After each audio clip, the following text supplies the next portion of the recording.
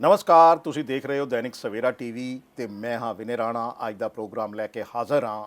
ਅੱਜ ਦਾ ਮੁੱਦਾ ਪ੍ਰੋਗਰਾਮ ਦੇ ਵਿੱਚ ਇਨਵੈਸਟ ਪੰਜਾਬ ਸਮਿਟ ਦੀ ਗੱਲ ਕਰਾਂਗੇ, ਜਿਹੜੀ ਮੋਹਾਲੀ ਦੇ ਵਿੱਚ ਚੱਲ ਰਹੀ ਹੈ। 2 ਦਿਨਾਂ ਸਮਿਟ ਚੱਲ ਰਹੀ ਹੈ। ਭਗਵੰਤ ਮਾਨ, ਸੀਐਮ ਭਗਵੰਤ ਮਾਨ ਇਸ ਸਮਿਟ ਨੂੰ ਲੈ ਕੇ ਕਾਫੀ ਉਤਸ਼ਾਹਿਤ ਨੇ। ਕੱਲ੍ਹ ਵੀ ਉਹਨਾਂ ਨੇ ਬੜੇ ਉਤਸ਼ਾਹ ਦੇ ਨਾਲ ਉਦਯੋਗਪਤੀਆਂ ਦਾ ਸਵਾਗਤ ਕੀਤਾ, ਕਈ ਐਲਾਨ ਕੀਤੇ ਤੇ ਅੱਜ ਇਹਦਾ ਦੂਜਾ ਤੇ ਆਖਰੀ ਦਿਨ ਹੈ। ਇਸ ਤੋਂ ਪਹਿਲਾਂ ਵੀ ਭਗਵੰਤ ਮਾਨ ਜਿਹੜੇ ਹੈਗੇ ਨੇ ਸੀਐਮ, ਉਹਨਾਂ ਨੇ ਬੜੀਆਂ ਕੋਸ਼ਿਸ਼ਾਂ ਕੀਤੀਆਂ। ਉਹ ਮੁੰਬਈ ਗਏ, ਹੈਦਰਾਬਾਦ ਗਏ, ਈਵਨ ਕਿ ਪੰਜਾਬ ਦੇ ਵੀ ਕਈ ਸ਼ਹਿਰਾਂ 'ਚ ਜਿੱਥੇ ਇੰਡਸਟਰੀ ਹੈਗੀ ਹੈ ਉੱਥੇ ਗਏ ਔਰ ਉੱਥੇ ਇੰਡਸਟਰੀਸਟਾਂ ਨਾਲ, ਉਦਯੋਗਪਤੀਆਂ ਨਾਲ ਉਹਨਾਂ ਨੇ ਮੁਲਾਕਾਤ ਕਰਕੇ ਇਸ ਇਨਵੈਸਟ ਜਿਹੜੀ ਸਮਿਟ ਹੈਗੀ ਹੈ, ਇਨਵੈਸਟ ਪੰਜਾਬ ਸਮਿਟ ਹੈਗੀ ਹੈ, ਇਸ ਦਾ ਜ਼ਿਕਰ ਕੀਤਾ। ਔਰ ਇਹਦੇ 'ਚ ਕਿੰਨੇ ਉਦਯੋਗਪਤੀ ਬਾਹਰੋਂ ਵਿਦੇਸ਼ੋਂ ਆ ਰਹੇ ਨੇ ਔਰ ਦੇਸ਼ ਦੇ ਕਿੰਨੇ ਆ ਰਹੇ ਨੇ, ਬਾਹਰਲੇ ਸ਼ਹਿਰਾਂ ਤੋਂ ਕਿੰਨੇ ਆ ਰਹੇ ਨੇ, ਮੁੰਬਈ ਵਰਗੇ ਸ਼ਹਿਰਾਂ 'ਚ, ਹੈਦਰਾਬਾਦ ਤੋਂ ਕਿੰਨੇ ਲੋਕ ਆ ਰਹੇ ਨੇ, ਉਹ ਸਾਰਾ ਉਦਯੋਗਪਤੀਆਂ ਨੂੰ ਦੱਸਿਆ। ਔਰ ਇਹਨੂੰ ਲੈ ਕੇ ਹੁਣ ਭਗਵੰਤ ਮਾਨ, ਅੱਜ ਆਖਰੀ ਦਿਨ ਹੈ, ਅੱਜ ਕੀ ਕਰਦੇ ਨੇ ਉਹ ਵੀ ਅਸੀਂ ਇਸ ਚਰਚਾ 'ਚ ਸ਼ਾਮਲ ਕਰਾਂਗੇ। ਲੇਕਿਨ ਕੱਲ੍ਹ ਦੀ ਮੀਟ ਦੇ ਵਿੱਚ ਕੀ ਕੁਝ ਹੋਇਆ ਉਹਦਾ ਚਰਚਾ ਕਰਾਂਗੇ, ਕਿੰਨੀ ਇਨਵੈਸਟਮੈਂਟ ਆਈ ਉਹ ਚਰਚਾ ਕਰਾਂਗੇ। ਮੇਰੇ ਨਾਲ ਚਰਚਾ ਕਰਨ ਲਈ ਤੇਜਿੰਦਰ ਸਿੰਘ ਅਟਵਾਲ ਮੇਰੇ ਸਾਥੀ ਮੇਰੇ ਨਾਲ ਨੇ। ਔਰ ਅੱਜ ਠੀਕ ਹੈ ਤੇਜਿੰਦਰ ਜੀ, ਤੁਹਾਡਾ ਸਵਾਗਤ ਕਰਦੇ ਹਾਂ। ਤੇ ਅੱਜ ਆਪਾਂ ਸਪੈਸ਼ਲੀ ਭਗਵੰਤ ਮਾਨ ਜਿਹੜੇ ਪੰਜਾਬ ਦੇ ਸੀਐਮ ਨੇ, ਉਹਨਾਂ ਦੀ ਇੱਕ ਵੱਡੀ ਕੋਸ਼ਿਸ਼, ਵੱਡਾ ਉਪਰਾਲਾ ਜਿਹੜਾ ਆਪਾਂ ਕਹਿ ਸਕਦੇ ਹਾਂ, ਉਹਦੇ 'ਤੇ ਗੱਲਬਾਤ ਕਰਾਂਗੇ, ਇਨਵੈਸਟ ਪੰਜਾਬ ਸਮਿਟ ਦੇ ਬਾਰੇ। ਤੁਸੀਂ ਦੱਸੋ ਕਿ ਇਨਵੈਸਟ ਪੰਜਾਬ ਸਮਿਟ ਜਿਹੜੀ ਪੰਜਾਬ ਸਰਕਾਰ ਨੇ ਮੋਹਾਲੀ ਦੇ ਵਿੱਚ ਸ਼ੁਰੂ ਕੀਤੀ ਹੋਈ ਹੈ, 2 ਦਿਨਾਂ ਸਮਿਟ ਹੈ। ਇਹਦੇ 'ਚ ਭਗਵੰਤ ਮਾਨ ਖੁਦ ਇਨੀਸ਼ੀਏਟਿਵ ਲੈ ਰਹੇ ਨੇ, ਇਹਦੇ ਵਿੱਚ ਆਪ ਬਹੁਤ ਵੱਧ ਚੜ੍ਹ ਕੇ ਹਿੱਸਾ ਲੈ ਰਹੇ ਨੇ। ਔਰ ਕਾਫੀ ਉਤਸ਼ਾਹ ਜਿਹੜੇ ਉਦਯੋਗਪਤੀ ਹੈਗੇ, ਬਾਹਰਲੇ ਉਦਯੋਗਪਤੀ ਜਿਹੜੇ ਵਿਦੇਸ਼ੀ ਹੈਗੇ ਕੁਝ ਔਰ ਕੁਝ ਦੇਸ਼ ਦੇ ਹੀ ਨੇ, ਉਹ ਪੰਜਾਬ 'ਚ ਇਨਵੈਸਟ ਕਰਨ ਨੂੰ ਅਹਿਮੀਅਤ ਦੇ ਰਹੇ ਨੇ। ਤੁਸੀਂ ਦੱਸੋ ਕਿ ਇਸ ਸਮਿਟ ਦਾ ਰਿਜ਼ਲਟ ਜਿਹੜਾ ਹੈ ਕਿੰਨਾ ਕੁ ਸਾਹਮਣੇ ਆਏਗਾ? ਦੇਖੋ ਜੀ, ਆਪਾਂ ਗੱਲ ਕਰੀਏ ਪੰਜਾਬ ਦੇ ਜੋ ਆਰਥਿਕ ਜਾਂ ਮੰਦੀ ਹਾਲਾਤ ਹੈਗੇ ਆ, ਤਾਂ ਪੰਜਾਬ 'ਤੇ ਕਾਫੀ ਕਰਜ਼ਾ ਵੀ ਚੜ੍ਹਿਆ ਹੋਇਆ। ਤਾਂ ਭਗਵੰਤ ਮਾਨ ਨੂੰ ਜਦੋਂ ਇਲੈਕਸ਼ਨ ਲੜਿਆ ਸੀ ਤਾਂ ਉਸ ਵੇਲੇ ਪਤਾ ਵੀ ਸੀਗਾ ਕਿ ਪੰਜਾਬ 'ਤੇ 3 ਲੱਖ ਕਰੋੜ ਦਾ ਕਰਜ਼ਾ ਹੈਗਾ। ਉਹ ਕਰਜ਼ਾ ਵਧੀ ਵੀ ਜਾਂਦਾ, ਖਰਚੇ ਵੀ ਵਧੇ ਹੋਏ ਆ। ਤਾਂ ਇੱਥੇ ਇਨਵੈਸਟਮੈਂਟ ਕਰਨ ਦਾ ਉਹ ਮਾਹੌਲ ਇੱਕ ਪੂਰਾ ਤਿਆਰੀ ਕਰਕੇ ਉਹਨਾਂ ਨੇ ਇਹ ਇਸ ਲਈ ਪੂਰੇ ਇੰਟਰਨੈਸ਼ਨਲ ਮਾਰਕੀਟ ਵਿੱਚ ਸਾਰੇ ਪਾਸੇ ਕੰਟਰੀ ਤੋਂ ਜੋ ਵੀ ਹੈਗੇ ਨਿਯੋਤੇ ਭੇਜੇ ਹੈਗੇ ਆ। ਤਾਂ ਅੱਜ ਉਹ ਇੱਕ ਦਿਨ ਲੈ ਕੇ ਆ ਗਏ। ਅਤੇ ਇਸ ਵਾਸਤੇ ਉਹ ਕਾਫੀ ਚਿਰ ਤੋਂ ਕੰਮਕਾਜ ਆਪਣਾ ਕਰ ਰਹੇ ਸੀ। ਉਹਨਾਂ ਦੀ ਸੋਚ ਸੀਗੀ ਕਿ ਮੈਂ ਪੰਜਾਬ 'ਚ ਇਨਵੈਸਟਮੈਂਟ ਲੈ ਕੇ ਆਉਣੀ ਹੈ, ਕਿਉਂਕਿ ਦੇਖੋ ਜੇ ਪੰਜਾਬ ਨੇ ਤਰੱਕੀ ਕਰਨੀ ਹੈ ਤਾਂ ਤੁਹਾਨੂੰ ਇਨਵੈਸਟਮੈਂਟ, ਨਈ ਫੈਕਟਰੀ ਜਾਂ ਨਏ ਇਨਵੈਸਟਮੈਂਟ ਬਹੁਤ ਜ਼ਿਆਦਾ ਲੋੜ ਹੈਗੀ। ਤਾਂ ਹੀ ਤੁਸੀਂ ਜਿਹੜੇ ਯੂਥ ਹੈਗੇ ਉਹਨਾਂ ਨੂੰ ਰੋਜ਼ਗਾਰ ਵੀ ਦੇ ਸਕਦੇ ਹੈਗੇ ਆ। ਜੇ ਅਸੀਂ ਇੰਨੀ ਇਨਫਰਾਸਟਰਕਚਰ ਸਾਰੇ ਪਾਸੇ ਡਿਵੈਲਪ ਕਰ ਰਹੇ ਹਾਂ ਤਾਂ ਤੁਹਾਨੂੰ ਉਸ ਚੀਜ਼ਾਂ ਵਾਸਤੇ ਬਹੁਤ ਜ਼ਰੂਰੀ ਸੀਗਾ। ਤਾਂ ਉਹਨਾਂ ਦਾ ਜਿਹੜਾ ਇਨੀਸ਼ੀਏਟਿਵ ਇਹ ਨਹੀਂ ਕਿ ਇੱਕ ਦਿਨ 'ਚ ਉਹਨਾਂ ਨੇ ਤਿਆਰੀ ਕਰ ਲਈ ਹੈ ਤਾਂ ਸਾਰਾ ਕੁਛ, ਇਹ ਪਲੈਨਿੰਗ ਉਹਨਾਂ ਦੀ ਕਾਫੀ ਚਿਰ ਤੋਂ ਚੱਲ ਰਹੀ ਸੀ। ਤਾਂ ਐਗਜ਼ੀਕਿਊਟ ਕਰਨ ਲੱਗੇ ਆਹ ਮੰਥ ਉਹਨਾਂ ਨੇ ਜੋ ਚੂਜ਼ ਕੀਤਾ ਹੈਗਾ। ਤਾਂ ਇਹਦੇ ਅੰਦਰ ਜਿੰਨੇ ਵੀ ਇੰਟਰਨੈਸ਼ਨਲ ਹੈਗੇ, ਕਾਫੀ 3000 ਤੋਂ ਵੱਧ ਜੀ ਪੂੰਜੀਪਤੀ ਜਿਹੜੇ ਹੈਗੇ ਇੱਥੇ ਆ ਰਹੇ ਹੈਗੇ। ਤਾਂ ਕਾਫੀ ਅੱਛਾ ਰਿਸਪੌਂਸ ਵੀ ਇਹਨਾਂ ਨੂੰ ਮਿਲਿਆ ਹੈਗਾ। ਤਾਂ ਇਨਵੈਸਟਮੈਂਟ ਵੀ ਹੋ ਰਹੀ ਹੈ। ਤਾਂ 23 ਤਾਰੀਖ ਦੀ ਆਪਾਂ ਜੇ ਗੱਲ ਕਰੀਏ, ਜਿੱਦਾਂ ਉਹਨਾਂ ਨੇ ਓਪਨਿੰਗ ਕੀਤੀ ਸੀ, ਤਾਂ ਉਹਦੇ 'ਚ ਉਹਨਾਂ ਨੇ ਸਾਰਿਆਂ ਨਾਲ ਪਹਿਲਾਂ ਅਨਾਊਂਸਮੈਂਟ ਕੀਤੀ ਕਿ ਜਲੰਧਰ ਨੂੰ ਸਪੋਰਟਸ ਹਬਸ ਯੂਨੀਵਰਸਿਟੀ ਇੱਕ ਦੇਵਾਂਗੇ। ਤਾਂ ਉਹਦਾ ਵੀ ਇੱਕ ਵੱਡਾ ਰੀਜ਼ਨ ਹੈ ਕਿ ਜਿਹੜਾ ਆਪਣਾ ਜਲੰਧਰ ਹੈਗਾ ਉਹ ਆਲਰੇਡੀ ਸਪੋਰਟਸ ਵਿੱਚ ਨੰਬਰ 1 'ਤੇ ਆ। ਇੱਥੇ ਜਿਹੜੇ ਬੈਟ ਬਾਲ, ਹਾਕੀ ਜਿੰਨੇ ਵੀ ਜਾਂਦੇ ਹੈਗੇ, ਸਪੋਰਟਸ ਦਾ ਕਾਫੀ ਸਮਾਨ ਇੱਥੇ ਬਣਦਾ ਹੈਗਾ, ਜਿਹੜਾ ਵਰਲਡ ਵਾਈਡ ਕਾਫੀ ਬੜੀ ਜਿਹੜੀ ਕੰਪਨੀ ਹੈਗੀ ਜਾਂ ਆਪਣੇ ਸਟਾਰ ਕ੍ਰਿਕਟਰਸ ਹੈਗੇ ਜਾਂ ਉਹਨਾਂ ਉੱਥੇ ਜਾਂਦੇ ਹੈਗੇ। ਤਾਂ ਆਲਰੇਡੀ ਇੱਥੇ ਇੱਕ ਹੱਬ ਹੈਗੀ ਹੈ, ਪੂਰੇ ਇੰਡੀਆ 'ਚ ਵੀ ਆਪਾਂ ਕਹੀਏ ਤਾਂ ਟੌਪ 'ਤੇ ਹੈਗੀ ਹੈ ਪੋਜੀਸ਼ਨ। ਤਾਂ ਉਸ ਚੀਜ਼ ਨੂੰ ਹੋਰ ਬੜਾਵਾ ਦੇਣ ਲਈ ਉਹਨਾਂ ਨੇ ਇੱਕ ਬਹੁਤ ਵਧੀਆ ਕੰਮ ਕੀਤਾ ਕਿ ਇੱਥੇ ਸਪੋਰਟਸ ਯੂਨੀਵਰਸਿਟੀ ਖੋਲ੍ਹਣ ਦਾ, ਕਿ ਜਿਹੜੇ ਇੱਥੇ ਵਾਲੇ ਯੂਥ ਹੈਗੇ ਉਹਨਾਂ ਨੂੰ ਇੱਥੇ ਮੌਕਾ ਮਿਲੂਗਾ। ਤਾਂ ਮਾਹੌਲ ਦੀ ਉਹ ਗੱਲ ਕਰਦੇ ਕਿ ਅਸੀਂ ਇੱਦਾਂ ਦਾ ਮਾਹੌਲ ਪੈਦਾ ਕਰਾਂਗੇ ਕਿ ਜਿਹੜੇ ਇਨਵੈਸਟਰ ਹੈਗੇ ਉਹ ਹੋਰ ਇੱਥੇ ਸਾਡੇ ਕੋਲ ਆਉਣ। ਤਾਂ ਇਨਵੈਸਟਮੈਂਟ ਵਾਸਤੇ ਉਹਨਾਂ ਨੇ ਦੱਸਿਆ ਕਿ ਜਿੰਨੇ ਬੜੇ ਆਈਡੀਆ ਹੈਗੇ ਉਹ ਸਾਰੇ ਪੰਜਾਬ ਤੋਂ ਨਿਕਲ ਕੇ ਆਏ ਹੈਗੇ ਆ। ਤਾਂ ਆਉਣ ਵਾਲਾ ਟਾਈਮ ਹੈ, ਜਿੰਨੇ ਸਟਾਰਟਅਪ ਹੈਗੇ ਉਹਨਾਂ ਨੂੰ ਵੀ ਇੱਕ ਮੌਕਾ ਦੇਣ ਦੀ ਉਹਨਾਂ ਨੇ ਗੱਲ ਕੀਤੀ ਹੈ ਕਿ ਜੇ ਤੁਹਾਡੇ ਕੋਲ ਕੋਈ ਆਈਡੀਆ ਹੈਗਾ, ਜੋ ਬਿਜ਼ਨਸਮੈਨ ਜਾਂ ਕੁਝ ਇੱਦਾਂ ਦੇ ਹੈਗੇ, ਤਾਂ ਆਲਰੇਡੀ ਜੋ ਗੱਲਬਾਤ ਉਹਨਾਂ ਦੀ ਚੱਲ ਰਹੀ ਹੈ, ਇਹ ਨਹੀਂ ਕਿ ਉਹਨਾਂ ਨੇ ਸਡਨਲੀ ਇਹ ਚੀਜ਼ਾਂ ਚੇਂਜ ਕੀਤੀਆਂ। ਉਹ ਪਹਿਲਾਂ ਲੁਧਿਆਣਾ ਗਏ ਆ, ਉੱਥੇ ਜਿਹੜੇ ਇੰਡਸਟਰੀਅਲ ਹੈਗੇ ਆ, ਜਿਹੜੇ ਉਦਯੋਗਪਤੀ, ਉਹਨਾਂ ਨਾਲ ਗੱਲਬਾਤ ਕੀਤੀ ਹੈ। ਜਲੰਧਰ ਹੋ ਗਏ, ਅੰਮ੍ਰਿਤਸਰ ਹੋ ਗਏ, ਤੇ ਜਿੱਥੇ ਆਲਰੇਡੀ ਇੰਡਸਟਰੀਜ਼ ਲੱਗੀ ਹੋਈ, ਉਹਨਾਂ ਨਾਲ ਗੱਲਬਾਤ ਕਰਕੇ ਉਹ ਕੀ ਚਾਹੁੰਦੇ, ਕਿੱਦਾਂ ਸੋਚ ਰਹੇ ਆ, ਤਾਂ ਉਹ ਕੀ ਹੋਰ ਅੱਗੇ ਵਧਣਾ ਚਾਹੁੰਦੇ, ਜਾਂ ਉਹਨਾਂ ਨੂੰ ਮਿਲ ਕੇ ਆਪਾਂ ਕਿੱਦਾਂ ਅੱਗੇ ਵੱਧ ਸਕਦੇ ਹਾਂ, ਇਹ ਸਾਰੀ ਚੀਜ਼ਾਂ ਸੋਚ ਕੇ ਹੀ ਇਹ ਇਨਵੈਸਟ ਜਿਹੜਾ ਰੱਖਿਆ ਗਿਆ ਹੈਗਾ ਪੰਜਾਬ 'ਚ। ਜਦੋਂ ਸੀਐਮ ਭਗਵੰਤ ਮਾਨ ਇਸ ਸਮਿਟ ਤੋਂ ਪਹਿਲਾਂ ਜਲੰਧਰ ਆਏ ਸੀਗੇ, ਜਲੰਧਰ ਦੇ ਵਿੱਚ ਹੀ ਉਹਨਾਂ ਨੇ ਅਨਾਊਂਸ ਕਰਤਾ ਸੀ, ਜਲੰਧਰ ਦੇ ਜਿਹੜੇ ਇੰਡਸਟਰੀਜ਼ ਹੈਗੇ, ਉਦਯੋਗਪਤੀ ਹੈਗੇ, ਉਹਨਾਂ ਨੂੰ ਕਹਿ ਦਿੱਤਾ ਸੀਗਾ ਕਿ ਮੈਂ ਇੱਥੇ ਸਪੋਰਟਸ ਯੂਨੀਵਰਸਿਟੀ ਜਿਹੜੀ ਹੈਗੀ ਪੰਜਾਬ ਸਰਕਾਰ ਉਹ ਸਥਾਪਿਤ ਕਰੇਗੀ। ਇਹ ਉਹਨਾਂ ਨੇ ਉਦੋਂ ਹੀ ਅਨਾਉਂਸ ਕਰਤਾ ਸੀ। ਇਹ ਠੀਕ ਹੈ ਕਿ ਸਮਿਟ ਦੇ ਵਿੱਚ ਵੀ ਉਹਨਾਂ ਨੇ ਬਾਅਦ 'ਚ ਇਸ ਗੱਲ ਨੂੰ ਦੁਹਰਾਇਆ। ਔਰ ਸਪੋਰਟਸ ਯੂਨੀਵਰਸਿਟੀ ਸਥਾਪਿਤ ਹੋਣ ਲਈ ਜਲੰਧਰ ਤੋਂ ਵਧੀਆ ਵਾਕਈ ਪੰਜਾਬ ਦੇ ਵਿੱਚ ਕੋਈ ਹੋਰ ਜਗ੍ਹਾ ਨਹੀਂ ਹੈ, ਕਿਉਂਕਿ ਜਲੰਧਰ ਦੇ ਵਿੱਚ ਸਪੋਰਟਸ ਇੰਡਸਟਰੀ ਜਿਹੜੀ ਹੈਗੀ ਹੈ ਉਹ ਸਭ ਤੋਂ ਵੱਡੇ ਲੈਵਲ ਦੇ ਵਿੱਚ ਹੈ। ਨਾਰਦਰਨ ਇੰਡੀਆ ਦੇ ਵਿੱਚ ਜੇ ਆਪਾਂ ਕਹੀਏ ਤੇ ਜਲੰਧਰ ਹੀ ਇੱਕ ਅਜਿਹਾ ਸ਼ਹਿਰ ਹੈ ਜਿੱਥੇ ਸਪੋਰਟਸ ਦਾ ਬਹੁਤ ਸਾਰਾ ਜਿਹੜਾ ਕੁਆਲਿਟੀ ਵਰਕ, ਜਿਹੜਾ ਕੁਆਲਿਟੀ ਸਮਾਨ ਜਿਹੜਾ ਹੈਗਾ ਉਹ ਬਣਦਾ। ਔਰ ਕਈ ਕ੍ਰਿਕਟ ਸਟਾਰ ਜਿਹੜੇ ਹੈਗੇ, ਕ੍ਰਿਕਟ ਸਟਾਰ ਹੈ, ਹੋਰ ਸਟਾਰ ਜਿਹੜੇ ਹੈਗੇ, ਕਈ ਗੇਮਸ ਦੇ ਸਟਾਰ ਜਿਹੜੇ ਉਹ ਇਸ ਇੰਡਸਟਰੀ ਦੇ ਜਿਹੜੇ ਇੰਡਸਟਰੀਲਿਸਟ ਹੈਗੇ ਆ ਉਹਨਾਂ ਨੂੰ ਮਿਲਣ ਲਈ ਆਉਂਦੇ। ਹਜੇ ਕੁਝ ਦਿਨ ਪਹਿਲਾਂ ਤੁਸੀਂ ਦੇਖਿਆ ਹੋਣਾ ਇੱਕ ਕ੍ਰਿਸ ਗੇਲ ਆਏ ਸੀਗੇ ਇੱਥੇ। ਉਹਨਾਂ ਨੇ ਇਸ ਇੰਡਸਟਰੀ ਨੂੰ ਇੱਕ ਦੱਸਿਆ ਕਿ ਵਾਕਈ ਸਪੋਰਟਸ, ਕਿਉਂਕਿ ਉਹਨਾਂ ਨੇ ਸਪੈਸ਼ਲੀ ਇਹ ਗੱਲ ਕਹੀ ਕਿ ਜਿਹੜਾ ਬੈਟ ਮੈਂ ਇਸਤੇਮਾਲ ਕਰਦਾ ਵਾਂ ਉਹ ਵੀ ਜਲੰਧਰ ਦਾ ਬਣਿਆ ਹੋਇਆ। ਕਿੰਨੀ ਵੱਡੀ ਗੱਲ ਹੈ ਕਿ ਇੱਕ ਇੰਟਰਨੈਸ਼ਨਲ ਸਟਾਰ ਜਿਹਦਾ ਨਾਂ ਪੂਰੀ ਦੁਨੀਆ 'ਚ ਵੱਜਦਾ, ਉਹ ਇਹ ਗੱਲ ਕਹਿ ਕੇ ਜਾ ਰਿਹਾ ਹੈ ਕਿ ਜੀ ਮੈਂ ਬੜਾ ਖੁਸ਼ ਹਾਂ ਕਿ ਮੈਂ ਅੱਜ ਪਹਿਲੀ ਵਾਰੀ ਜਲੰਧਰ ਆਉਣ ਦਾ ਮੈਨੂੰ ਮੌਕਾ ਮਿਲਿਆ, ਉਸ ਸ਼ਹਿਰ ਦੇ ਵਿੱਚ ਜਿੱਥੇ ਦਾ ਬਣਿਆ ਹੋਇਆ ਬੈਟ ਮੈਂ ਇਸਤੇਮਾਲ ਕਰਦਾ, ਜਿੱਥੇ ਦੇ ਸਪੋਰਟਸ ਕਿੱਟ ਜਿਹੜੀ ਮੈਂ ਇਸਤੇਮਾਲ ਕਰਦਾ। ਅਤੇ ਇਹ ਕਿਉਂਕਿ ਇਹ ਸਰਕਾਰਾਂ ਨੂੰ ਵੀ ਬੂਸਟਅਪ ਕਰਨ ਵਾਲੀ ਗੱਲ ਹੈ। ਅਤੇ ਅੱਗੋਂ ਭਗਵੰਤ ਮਾਨ ਕਿਉਂਕਿ ਯੰਗ ਸੀਐਮ ਨੇ, ਉਹਨਾਂ ਦੀ ਸੋਚ ਵੀ ਕਾਫੀ ਹੈਗੀ ਹੈ, ਯੂਥ ਨਾਲ ਰਿਲੇਟਡ ਕਰਦੇ ਹੈਗੇ, ਤਾਂ ਆਪਣੇ ਆਪ ਨੂੰ ਉਹਨਾਂ ਨੇ ਜੋੜ ਕੇ ਵੀ ਰੱਖਿਆ। ਤਾਂ ਉਹ ਇੱਧਰ ਉੱਧਰ ਵਿਜ਼ਿਟ ਵੀ ਕਰਦੇ ਰਹਿੰਦੇ, ਤਾਂ ਉਹਨਾਂ ਦੀ ਐਕਟੀਵਿਟੀ ਹੁੰਦੀ ਹੈ ਕਿ ਵੱਧ ਤੋਂ ਵੱਧ ਲੋਕਾਂ ਨੂੰ ਰੋਜ਼ਗਾਰ ਦਿੱਤਾ ਜਾਏ। ਅਤੇ ਇਸੇ ਤਰੀਕੇ ਵਿੱਚ ਮਾਨ ਸਰਕਾਰ ਨੇ 3 ਨਈ ਪਾਲਿਸੀਆਂ ਲੈ ਕੇ ਆਏ ਹੈਗੇ ਆਪਣੇ ਨਾਲ। ਉਹ 'ਚ ਸਾਰਿਆਂ ਨਾਲੋਂ ਪਹਿਲਾਂ ਪਾਲਿਸੀ ਹੈਗੀ ਇੰਡਸਟਰੀਅਲ ਪਾਲਿਸੀ। ਇਹਦੇ ਵਿੱਚ ਉਹਨਾਂ ਨੇ 90% ਸੁਝਾਅ ਜਿਹੜੇ ਵਪਾਰੀ ਹੈਗੇ ਆ, ਕਾਰੋਬਾਰੀ ਹੈਗੇ, ਉਹਨਾਂ ਤੋਂ ਲਏ ਹੈਗੇ ਆ। ਜਦੋਂ ਸਰਕਾਰ ਆਈ ਸੀ ਨਾ ਭਗਵੰਤ ਮਾਨ ਹੋਣਾ ਦੀ, ਜਦੋਂ ਸਰਕਾਰ ਆਈ ਸੀ, ਆਮ ਆਦਮੀ ਪਾਰਟੀ ਦੀ ਸਰਕਾਰ ਬਣੀ ਸੀਗੀ, ਉਦੋਂ ਸਭ ਤੋਂ ਪਹਿਲਾਂ ਇਹਨਾਂ ਨੇ ਜਿਹੜਾ ਪਹਿਲਾ ਇਨੀਸ਼ੀਏਟਿਵ ਲਿਆ ਸੀ ਉਹ ਇੰਡਸਟਰੀ ਨੂੰ ਹੀ ਲਿਆ ਸੀਗਾ। ਅਤੇ ਉਦੋਂ ਇਹਨਾਂ ਨੇ ਵਪਾਰੀਆਂ ਕੋਲ ਸੁਝਾਅ ਮੰਗੇ ਸੀਗੇ ਕਿ ਅਸੀਂ ਇੰਡਸਟਰੀਅਲ ਪਾਲਿਸੀ ਜਿਹੜੀ ਹੈਗੀ ਆ ਉਹ ਬਣਾਉਣਾ ਚਾਹੁੰਦੇ ਹਾਂ, ਅਲੱਗ ਇੱਕ ਪਾਲਿਸੀ ਬਣਾਉਣਾ ਚਾਹੁੰਦੇ ਜਿਹੜੀ ਸਭ ਦੇ ਲਈ, ਸਰਕਾਰ ਦੇ ਲਈ ਵੀ, ਇੰਡਸਟਰੀਲਿਸਟ ਲਈ ਵੀ, ਅਤੇ ਉੱਥੇ ਕੰਮ ਕਰਨ ਵਾਲੇ ਵਰਕਰਾਂ ਦੇ ਲਈ ਵੀ, ਅਤੇ ਖਰੀਦਾਰ ਦੇ ਲਈ ਵੀ, ਉਹ ਪੂਰੀ ਇੱਕਦਮ ਵਾਜਬ ਹੋਵੇ। ਜਿਸ ਨੂੰ ਲੈ ਕੇ ਲੁਧਿਆਣਾ ਦੇ ਵਿੱਚ ਇੰਡਸਟਰੀਲਿਸਟ ਬਹੁਤ ਨੇ, ਅੰਮ੍ਰਿਤਸਰ 'ਚ ਬਹੁਤ ਨੇ, ਜਲੰਧਰ ਦੇ ਵਿੱਚ ਬਹੁਤ ਨੇ।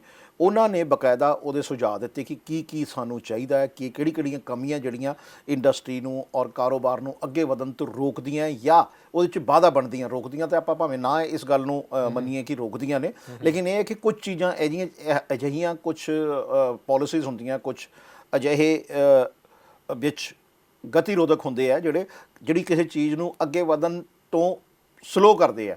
ਉਹਨਾਂ ਨੇ ਕਿਹਾ ਸੀਗਾ ਕਿ ਉਹ ਸਾਰੇ ਸੁਝਾਅ ਪਹਿਲਾਂ ਮੰਗੇ ਗਏ ਔਰ ਉਸ ਤੋਂ ਬਾਅਦ ਜਿਹੜੀ 3 ਪਾਲਿਸੀਜ਼ ਪੰਜਾਬ ਸਰਕਾਰ ਨੇ ਡਿਵੈਲਪ ਕੀਤੀਆਂ, ਜਿਹੜੀਆਂ ਬਣਾਈਆਂ ਨਵੀਆਂ, ਅਤੇ ਉਹਦੇ 'ਚ ਇੰਡਸਟਰੀਅਲ ਪਾਲਿਸੀ ਜਿਹੜੀ ਹੈ ਉਹ ਸਭ ਤੋਂ ਵੱਡੀ ਪਾਲਿਸੀ ਹੈ।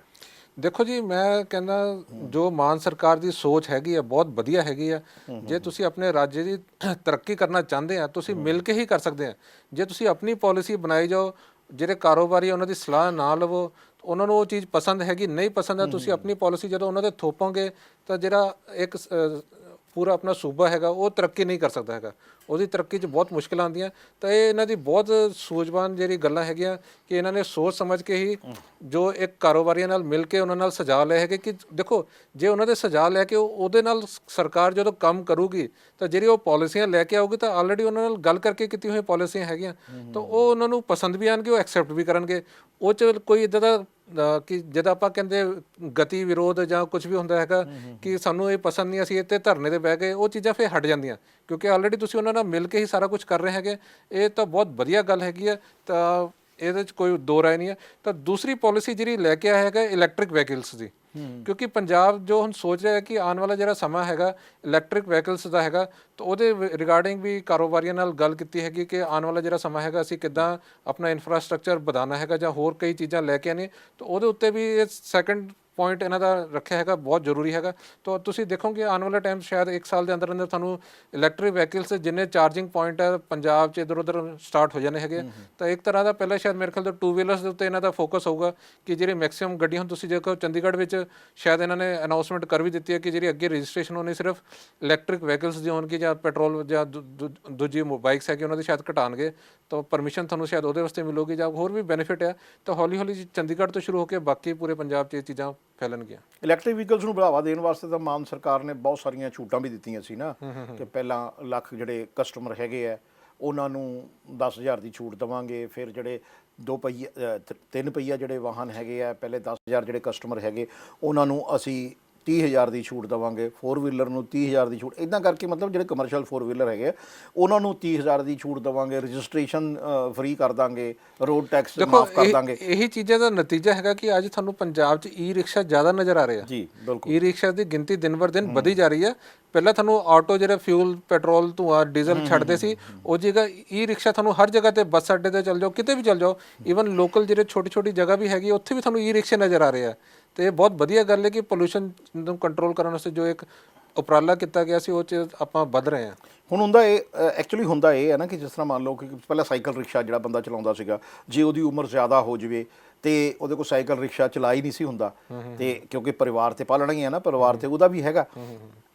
ਈ ਰਿਕਸ਼ਾ ਆਉਣ ਨਾਲ ਇਹ ਹੋ ਗਿਆ ਕਿ ਇੱਕ ਤਾਂ ਉਹਦੀ, ਜੇ ਉਹਦੇ ਕੋਲ ਪੈਸੇ ਨਹੀਂ ਵੀ ਹੈਗੇ, ਪਹਿਲਾਂ ਤਾਂ ਸਰਕਾਰਾਂ ਸਬਸਿਡੀ ਦੇ ਰਹੀਆਂ, ਠੀਕ ਹੈ, ਜੇ ਸਰਕਾਰ ਬਾਕੀ ਲੋਨ 'ਚ ਵੀ ਉਹਨਾਂ ਨੂੰ ਮਦਦ ਕਰ ਮਿਲ ਰਿਹਾ, ਤੇ ਇਹਦੇ 'ਚ ਤਾਂ ਇਹ ਵੀ ਹੈ ਕਿ ਤੁਹਾਡਾ ਰਿਸ਼ਤੇਦਾਰ ਵੀ ਮਦਦ ਕਰ ਦਿੰਦਾ ਹੈ ਕਿ ਚੱਲ ਯਾਰ ਇਹ ਹੁਣ ਬਜ਼ੁਰਗ ਹੋ ਗਿਆ, ਇਹਦੇ ਕੋਲ ਸਾਈਕਲ ਰਿਕਸ਼ਾ ਜਿਹੜਾ ਨਹੀਂ ਖਿੱਚਿਆ ਜਾ ਰਿਹਾ।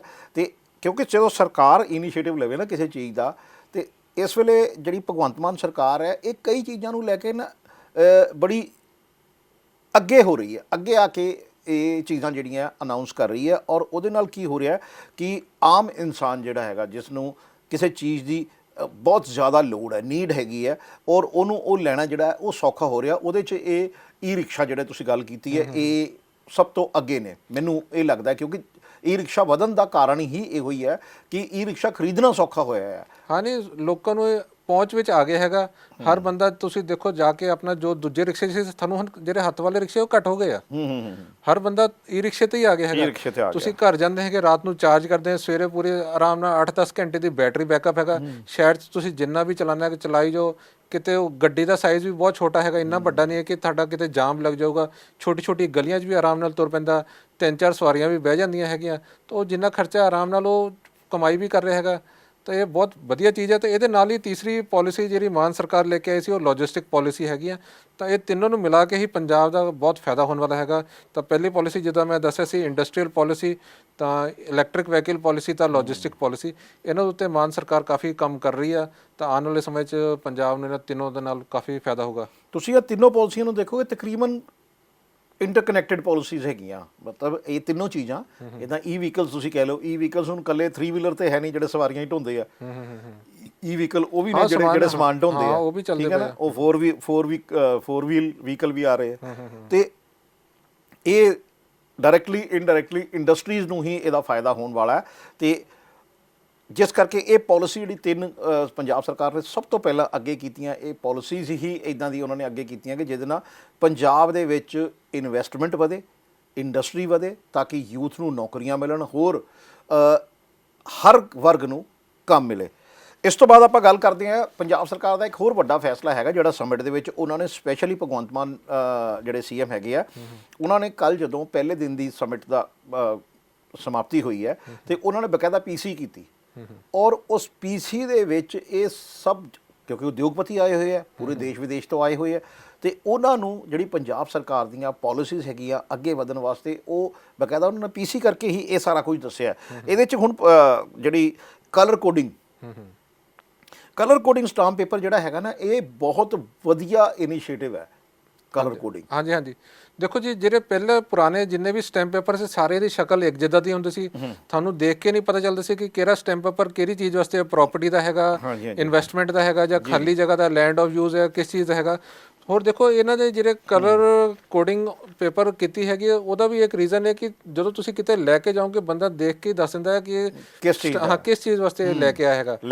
ਹਾਂਜੀ ਹਾਂਜੀ, ਦੇਖੋ ਜਦੋਂ ਸੀਐਮ ਮਾਨ, ਇਹ ਜਦੋਂ ਆਮ ਆਦਮੀ ਪਾਰਟੀ ਦੀ ਸਰਕਾਰ ਬਣੀ ਹੈ ਔਰ ਭਗਵੰਤ ਮਾਨ ਨੂੰ ਸੀਐਮ ਬਣਾਇਆ ਗਿਆ, ਔਰ ਭਗਵੰਤ ਮਾਨ ਅਜਿਹੇ ਫੈਸਲੇ ਕਿਉਂ ਲੈ ਰਹੇ ਹੈ, ਇਹਦੀ ਕੀ ਵਜ੍ਹਾ ਹੈ?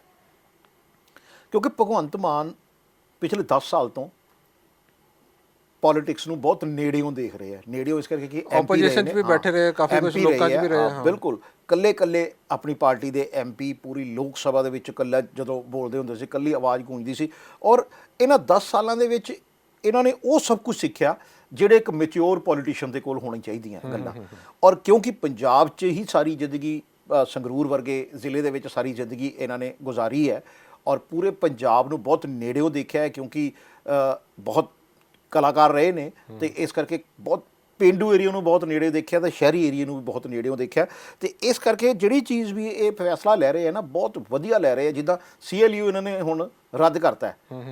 CLU ਇੱਕ ਅਜਿਹੀ ਜੜ ਸੀਗੀ ਕਰਪਸ਼ਨ ਦੀ ਕਿ ਜਿਹਦੇ 'ਚ CLU ਕਰਵਾਉਣ ਵਾਲੇ ਨੂੰ ਵੀ ਔਰ CLU ਕਰਵਾਉਣ ਦੇ ਵਿੱਚ ਭੂਮਿਕਾ ਨਿਭਾਉਣ ਵਾਲੇ ਅਫਸਰ, ਮੁਲਾਜ਼ਮ, ਜਿਹੜੇ ਕਰਮਚਾਰੀ ਹੈਗੇ ਆ, ਨਹੀਂ ਲੋਕਾਂ ਨੂੰ ਉਹਦੇ 'ਚ ਬੜੀ ਹਾਂ ਬਹੁਤ ਤਕਲੀਫ ਆਉਂਦੀ ਸੀ। ਦੇਖੋ ਕਿਸੇ ਨੇ ਵੀ ਕੋਈ ਲੈਂਡ ਪਰਚੇਜ਼ ਕੀਤਾ ਹੈਗਾ, ਲੈਂਡ ਪਰਚੇਜ਼ ਕਰਨ ਦੇ ਬਾਅਦ ਅਗਲੇ ਦਾ ਮਨ ਬਦਲ ਜਾਂਦਾ, ਜਾਂ ਉਹਦਾ ਆਪਣਾ ਬਿਜ਼ਨਸ ਕਰਨਾ ਜਾਂ ਉੱਥੇ ਉਹਨੂੰ ਘਰ ਬਣਾਉਣਾ ਜਾਂ ਕੁਝ ਵੀ ਕਰਨਾ ਹੈਗਾ, ਉਹ ਦਫ਼ਤਰਾਂ ਦੇ ਚੱਕਰ ਕੱਟ ਕੇ ਉਹਦਾ ਪਰੇਸ਼ਾਨ ਹੋ ਜਾਂਦਾ ਸੀ। ਜੇ ਉਹਨੂੰ ਘਰ ਕੋਈ ਬਣਾ ਲਿਆ ਤਾਂ ਉਹਦਾ ਜੀ ਘਰ ਦੇ ਜੇ ਨਕਸ਼ੇ ਹੈਗੇ ਆ, ਤੁਸੀਂ ਇੰਨੀ ਜਗ੍ਹਾ ਨਹੀਂ ਛੱਡੀ ਆ, ਇਹਦੇ ਵਾਸਤੇ ਆ ਨਹੀਂ ਕੀਤਾ, ਹਰ ਕੰਮ ਵਿੱਚ ਉਹ ਇੰਨੇ ਪਰੇਸ਼ਾਨ ਹੁੰਦੇ ਸੀ ਕਿ ਉਹ ਕੋਈ ਮਤਲਬ ਤੁਸੀਂ ਇੱਕ ਲੈਂਡ ਲੈ ਕੇ ਤੁਸੀਂ ਲੱਗਦਾ ਸੀ ਕਿ ਮੁਸੀਬਤ ਲੈ ਕੇ ਬਹਿ ਗਏ ਆ, ਤੁਸੀਂ ਇਸ ਲੈਂਡ ਦੇ ਉੱਤੇ ਕੋਈ ਕੰਮ ਕਰ ਨਹੀਂ ਸਕਦੇ। ਜੇ ਕੰਮ ਕਰਨਾ ਤਾਂ ਉਹਦੇ ਵਾਸਤੇ ਤੁਹਾਨੂੰ ਇੰਨੇ ਪੈਸੇ ਦੇਣੇ ਪੈਂਦੇ ਸੀ ਸਾਹਮਣੇ ਜਿਹੜੇ ਜੋ ਵੀ ਹੈਗੇ ਆ, ਤਾਂ ਉਹ ਫਿਰ ਇਹ ਚੀਜ਼ਾਂ ਖਤਮ ਨਹੀਂ ਹੋ ਸਕਦੀ ਸੀ। ਇਹਨਾਂ ਨੂੰ ਖਤਮ ਕਰਨ ਦਾ ਇਹੀ ਤਰੀਕਾ ਸੀ ਕਿ ਲੈਂਡ ਆਫ ਯੂਜ਼ ਉਹ ਤਰੀਕਾ ਹੀ ਇਹਨਾਂ ਨੇ ਹਟਾਤਾ, ਜੜੀ ਪੱਟ ਦਿੱਤੀ ਹੈ ਕਿ ਇਹਦੇ ਅੱਗੇ ਉਹ ਚੀਜ਼ ਉੱਠੂਗੀ ਨਹੀਂ। ਬਿਲਕੁਲ। ਦੇਖੋ ਮੈਂ ਕਿਉਂਕਿ CLU ਤੋਂ ਮੈਂ ਜਿੰਨਾ ਕੁ ਨੇੜੇ ਵਾਕਫ ਹਾਂ, ਉਹ ਇਹ ਹੈ ਕਿ ਜੇ ਕਿਸੇ ਬੰਦੇ ਨੇ CLU ਕਰਵਾਉਣਾ ਹੈ ਨਾ, ਤੇ ਉਹ ਮਜਬੂਰ ਹੋ ਜਾਂਦਾ ਸੀਗਾ ਕਿ ਉਹਨੂੰ ਸੰਬੰਧਿਤ ਬੰਦਿਆਂ ਨੂੰ ਕੁਛ ਨਾ ਕੁਛ ਦੇਣਾ ਲੈਣਾ ਪੈਂਦਾ ਸੀਗਾ, ਕਿਉਂਕਿ ਜਿੰਨੇ ਉਹਦੇ ਵਿੱਚ ਜਿੰਨੀ ਬਰੀਕੀਆਂ ਨੇ ਉਹਦੇ ਵਿੱਚ, ਕਿ ਤੁਸੀਂ ਇਹ ਕਿਉਂ ਕਰ ਲਿਆ, ਤੁਹਾਡਾ ਜਿਹੜੇ 500 ਗਜ ਦਾ ਪਲਾਟ ਹੈਗਾ ਤੇ ਇੰਨਾ ਛੱਤਿਆ ਹੋਣਾ ਚਾਹੀਦਾ ਸੀ, ਇੰਨਾ ਇਧਰੋਂ ਛੱਡਿਆ ਹੋਣਾ ਚਾਹੀਦਾ ਸੀ, ਇੰਨਾ ਇਸ ਪਾਸੇ ਛੱਡਿਆ ਹੋਣਾ ਚਾਹੀਦਾ, ਪਾਰਕਿੰਗ ਵਾਸਤੇ, ਗਾਰਡਨ ਵਾਸਤੇ, ਗ੍ਰੀਨ ਬੈਲਟ ਨਹੀਂ ਤੁਸੀਂ ਛੱਡੀ, ਆ ਨਹੀਂ ਕੀਤਾ, ਉਹ ਨਹੀਂ ਕੀਤਾ। ਇੰਨਾ ਕੁ ਮਤਲਬ ਉਲਝਣ ਦੇ ਵਿੱਚ ਬੰਦੇ ਨੂੰ ਪਾ ਦਿੰਦੇ ਸੀਗੇ। ਔਰ ਇਹਦੀ ਮੇਰੇ ਖਿਆਲ ਤੋਂ ਕੋਈ ਇੱਦਾਂ ਦੀ ਪ੍ਰੋਪਰ ਗਾਈਡਲਾਈਨ ਵੀ ਅਵੇਲੇਬਲ ਨਹੀਂ ਹੈਗੀ ਕਿ ਜਿਹੜਾ ਬੰਦਾ ਜਦੋਂ ਲੈਂਡ ਲੈ ਰਿਹਾ ਤਾਂ ਉਹਦੇ ਜਦੋਂ ਕੰਸਟਰਕਸ਼ਨ ਕਰਨਾ, ਉਹਨੇ ਇੱਕ ਜਾਂ ਤਾਂ ਉਹਨੂੰ ਇੱਕ ਰਿਟਰਨ ਵਿੱਚ ਜਾਂ ਕਿਤੇ ਅਵੇਲੇਬਲ ਹੋਵੇ ਕਿ ਤੁਹਾਡੇ ਕੋਲ ਜਦੋਂ ਵੀ ਤੁਸੀਂ ਅਗਰ ਕੋਈ ਲੈਂਡ ਲਿੱਤਾ, ਜੇ ਤੁਸੀਂ ਕਮਰਸ਼ੀਅਲ ਆਪਣਾ ਘਰ ਬਣਾਉਣਾ ਜਾਂ ਕਮਰਸ਼ੀਅਲ ਬਣਾਉਣਾ, ਤਾਂ ਉਹਦੇ ਵਾਸਤੇ ਆਹ ਕੰਡੀਸ਼ਨ ਤੁਹਾਡੀ ਪੂਰੀ ਹੋਣੀ ਚਾਹੀਦੀ। ਇੱਦਾਂ ਤਾਂ ਕਿਤੇ ਵੀ ਵੈਬਸਾਈਟ ਜਾਂ ਆਫੀਸ਼ੀਅਲ ਤੇ ਨਹੀਂ ਹੈਗਾ, ਨਾ ਕੋਈ ਡਾਕੂਮੈਂਟ ਅਵੇਲੇਬਲ ਹੈ। ਬਟ ਜਦੋਂ ਤੁਸੀਂ ਕੰਮ ਕਰਦੇ ਹੋ ਉਹ 'ਚ ਤੁਹਾਡੀ ਕੋਈ ਕਮੀ ਪੇਸ਼ੀ ਰਹਿ ਜਾਊਗੀ, ਉਹ 'ਚ ਬੰਦਾ ਫਸ ਜਾਂਦਾ, ਫਿਰ ਤੁਸੀਂ ਆਹ ਨਹੀਂ ਕੀਤਾ, ਤੁਸੀਂ ਉਹ ਨਹੀਂ ਕੀਤਾ, ਇਹ ਚੱਕਰਾਂ 'ਚ ਹਮੇਸ਼ਾ ਫਸਦਾ ਰਿਹਾ। ਤਾਂ ਇਹ ਚੀਜ਼ਾਂ ਨੂੰ ਜ਼ਿਆਦਾ ਸੋਲਵ ਕਰਨਾ ਸੀ ਤਾਂ ਭਗਵੰਤ ਮਾਨ ਨੇ ਉਹ ਚੀਜ਼ਾਂ ਹੀ ਖਤਮ ਕਰਤੀਆਂ ਕਿ ਆਉਣ ਵਾਲੇ ਟਾਈਮ 'ਚ ਤੁਹਾਨੂੰ ਇਹਦਾ CLU ਦਾ ਲੈਂਡ ਆਫ ਜੋ ਵੀ ਚੇਂਜਸ ਕਰਨੇ ਆ ਕਿ ਤੁਹਾਨੂੰ ਇੱਦਾਂ ਦੀ ਕੋਈ ਦਿੱਕਤ ਨਹੀਂ ਆਊਗੀ। ਉਹਦੇ ਬਾਅਦ ਇੱਕ ਇਹਨਾਂ ਨੇ ਵੱਡਾ ਹੋਰ ਫੈਸਲਾ ਜਿਹੜਾ ਲਿਆ ਸੀ NOC ਦਾ। ਹੁਣ ਜਿੰਨੇ ਵੀ ਦੇਖੋ NOC ਤਾਂ ਜਿਹੜੇ ਇੱਥੇ ਲੋਕਲ ਰਹਿੰਦੇ ਉਹਨਾਂ ਨੂੰ ਵੀ ਬੜੀ ਦਿੱਕਤ ਆਉਂਦੀ ਰਹੀ ਆ, ਤਾਂ ਜਿਹੜਾ ਬੰਦਾ ਬਾਹਰੋਂ ਵਿਦੇਸ਼ ਤੋਂ ਆ ਕੇ ਇੱਥੇ ਕੰਮ ਕਰੂਗਾ ਉਹ NOC ਵਾਸਤੇ ਕਿੱਥੇ ਜਾਊਗਾ, ਕਿਹੜੇ ਡਿਪਾਰਟਮੈਂਟ 'ਚ ਜਾਊਗਾ। ਤਾਂ ਇਹ ਇਹਨਾਂ ਨੇ ਕਾਫੀ ਵੱਡੀ ਸੋਚ ਸਮਝ ਕੇ ਇੱਕ ਫੈਸਲਾ ਲਿਆ ਹੈਗਾ। ਤਾਂ ਮੈਨੂੰ ਲੱਗਦਾ ਹੈ ਕਿ ਸ਼ਾਇਦ ਕਾਰੋਬਾਰੀ ਇਹਨਾਂ ਨੂੰ ਵੀ ਇਹ ਚੀਜ਼ ਪਸੰਦ ਆਈ ਹੋਗੀ, NOC ਵਾਲਾ ਜਿਹੜਾ ਕਲਰ ਕੋਡਿੰਗ ਜਿਹੜੀ ਹੈ ਨਾ, ਕਲਰ ਕੋਡਿੰਗ ਦਾ ਤਾਂ ਇਹ ਸਭ ਤੋਂ ਵੱਡਾ ਇਹ ਫੈਸਲਾ ਹੋਇਆ ਨਾ। ਜਿੱਦਾਂ ਮੰਨ ਲਓ ਕੋਈ ਚੀਜ਼ ਹੈ, ਤੁਸੀਂ ਜਿਹਨੂੰ ਰੰਗ ਦੇਖ ਕੇ ਹੀ ਪਛਾਣਦੇ ਹੋ, ਕਈ ਚੀਜ਼ਾਂ ਜਿਹੜੀਆਂ ਕਿ ਯਾਰ ਇਹਦੇ 'ਚ ਇਹਨਾਂ ਨੇ ਕੀ ਕੀਤਾ ਕਿ ਹਰ ਚੀਜ਼ ਦਾ ਨਾ ਅਲੱਗ-ਅਲੱਗ ਸਟਾਂਪ ਪੇਪਰ ਦਾ ਕਲਰ ਕਰ ਦਿੱਤਾ। ਉਹਦੇ ਨਾਲ ਕੀ ਹੋਊਗਾ, ਤੁਹਾਨੂੰ ਜਦੋਂ ਤੁਸੀਂ ਲੈ ਕੇ ਆਏ ਹੋ, ਜਿਹੜੇ ਅਫਸਰ ਦੇ ਸਾਹਮਣੇ ਤੁਸੀਂ ਲੈ ਕੇ ਗਏ ਹੋ ਜਾਂ ਜਿਹੜੇ ਮੁਲਾਜ਼ਮ ਨੂੰ, ਜਿਹੜੇ ਕਲਰਕ ਨੂੰ ਤੁਸੀਂ ਫੜਾ ਰਹੇ ਹੋ, ਉਹਨੂੰ ਦੇਖਦੇ ਹੀ ਪਤਾ ਲੱਗ ਜਾਏਗਾ ਯਾਰ ਇਸ ਕੰਮ ਵਾਸਤੇ ਆਇਆ ਉਹ। ਤੇ ਉਹ ਇਹ ਚੀਜ਼ਾਂ ਜਿਹੜੀਆਂ ਕੁਝ ਬਹੁਤ ਵਧੀਆ ਚੀਜ਼ਾਂ ਜਿਹੜੀਆਂ ਉਹ ਇਹਨਾਂ ਨੇ ਕੀਤੀਆਂ। ਜਿੱਦਾਂ ਹਾਊਸਿੰਗ ਵਾਸਤੇ ਇਹਨਾਂ ਨੇ ਵੱਖਰਾ ਰੱਖਿਆ, ਤੇ ਕਿਸੇ ਵੀ ਇੰਡਸਟਰੀ ਲਗਾਉਣੀ ਹੈ ਜਾਂ ਕੁਝ ਵੀ ਲਗਾਉਣੀ ਹੈ ਉਹਦੇ ਵਾਸਤੇ ਅਲੱਗ ਹੈ, CLU ਵਾਸਤੇ ਅਲੱਗ ਹੈ। ਇਹ ਜਿਹੜਾ ਚੀਜ਼ਾਂ ਇਹਨਾਂ ਨੇ ਕੀਤੀਆਂ ਨੇ, ਇਹ ਬਹੁਤ ਵਧੀਆ ਚੀਜ਼ਾਂ ਇਹਨਾਂ ਨੇ ਕੀਤੀਆਂ, ਤਾਂ ਕਿ ਇਹਦੇ ਨਾਲ ਕੀ ਹੈ ਕਿ ਆਮ ਬੰਦੇ ਦੀ ਪਰੇਸ਼ਾਨੀ ਜਿਹੜੀ ਹੈ ਉਹ ਦੇਖੋ ਸ਼ੁਰੂ ਦੇ ਵਿੱਚ ਹਰ ਕੋਈ ਚੀਜ਼, ਕੋਈ ਵੀ ਕਿਸੇ ਵੀ ਕੰਮ 'ਚ ਤੁਸੀਂ ਜੇ ਸ਼ੁਰੂ 'ਚ ਚੇਂਜ ਲੈ ਕੇ ਆਉਂਦੇ ਹੋ ਨਾ, ਤੇ ਉਹਦੇ 'ਚ ਮੁਸ਼ਕਲਾਂ ਤਾਂ ਪੇਸ਼ ਆਉਂਦੀਆਂ ਹੀ ਨੇ। ਹਾਂ, ਜੋ ਲੋਕਾਂ ਨੂੰ ਸਮਝਣ 'ਚ ਥੋੜਾ ਸਮਾਂ ਲੱਗਦਾ ਹੈਗਾ। ਉਹ ਚੇਂਜ ਲਿਆਂਦੀ ਹੈ ਉਹਨੂੰ ਵੀ, ਤੇ ਜਿਨ੍ਹਾਂ ਵਾਸਤੇ ਲਿਆਂਦੀ ਗਈ ਹੈ, ਕਿਉਂਕਿ ਉਹਨਾਂ ਨੂੰ ਲੋਕਾਂ ਨੂੰ ਸਮਝਾਉਣਾ ਪੈਂਦਾ ਕਿ ਤੁਸੀਂ ਕਿੱਦਾਂ ਕਰਨਾ, ਕੀ ਕਰਨਾ ਹੈਗਾ। ਕਈਆਂ ਨੂੰ ਸਮਝ ਲੱਗਦਾ ਕਿਉਂਕਿ ਕੁਝ ਟਾਈਮ ਦੇ ਬਾਅਦ, ਸਮੇਂ ਦੇ ਬਾਅਦ ਉਹ ਚੀਜ਼ਾਂ ਸਮਝ ਲੱਗਦੀਆਂ ਹੈਗੀਆਂ। ਹਾਂ, ਬਿਲਕੁਲ। ਦੇਖੋ ਹੁੰਦਾ ਇਹ ਸੀਗਾ ਕਿ ਜਦੋਂ ਬੰਦਾ ਜਾਂਦਾ ਸੀ ਨਾ, ਤੁਸੀਂ ਅੱਜ ਵੀ ਦੇਖ ਲਓ, ਕੁਝ ਦਿਨ ਪਹਿਲਾਂ ਦੀ ਮੈਂ ਗੱਲ ਕਰ ਰਿਹਾ, ਤੁਸੀਂ ਅੱਜ ਵੀ ਜਾਓ, ਤੁਸੀਂ ਮੇਨ ਕਚਹਿਰੀਆਂ ਚੱਲ ਜਾਓ, ਆਪਣੇ DC ਦਫ਼ਤਰ ਚੱਲ ਜਾਓ ਜਾਂ ਕਿਤੇ DTO ਦਫ਼ਤਰ 'ਚ ਕਿਤੇ ਵੀ ਚਲੇ ਜਾਓ, ਪਹਿਲੀ ਤਾਂ ਗੱਲ ਹੈ ਬੰਦੇ ਨੂੰ ਸਮਝ ਹੀ ਨਹੀਂ ਆਉਂਦਾ ਕਿ ਕਿਹਨੂੰ ਮਿਲਣਾ ਚਾਹੀਦਾ। ਹਾਂਜੀ। ਠੀਕ ਹੈ ਜੀ। ਉਹ ਤਾਂ ਵਿੱਚ ਹਰ ਉਸ ਕੰਮ ਦੇ ਵਿੱਚ ਦਲਾਲ ਜਿਹੜੇ ਹੈਗੇ ਆ ਉਹ ਤਰੱਕੀ ਕਰਦੇ ਆ, ਜਿਹੜੇ ਕੰਮ ਦੇ ਵਿੱਚ ਪੜਦਾ ਬਹੁਤ ਹੈ। ਕਿਉਂਕਿ ਉਹਨੇ ਤਾਂ ਜੇ ਤੁਹਾਨੂੰ ਦੱਸਣਾ, ਉਹਨੇ ਤੁਹਾਨੂੰ ਦੱਸਣਾ ਹੀ ਨਹੀਂ ਹੈਗਾ। ਉਹਨੇ ਕਹਿਣਾ ਤੂੰ ਮੈਨੂੰ ਫੜਾ, ਮੈਂ ਸਾਰੇ ਕੰਮ ਤੁਹਾਡੇ ਕਰਾ ਕੇ, ਇਹ ਤੇਰੇ 1500 ਰੁਪਏ ਤੇਰੀ ਸਰਕਾਰੀ ਫੀਸ ਹੈਗੀ, ਉਹ ਲੱਗਣੀ ਹੈ। ਠੀਕ ਹੈ।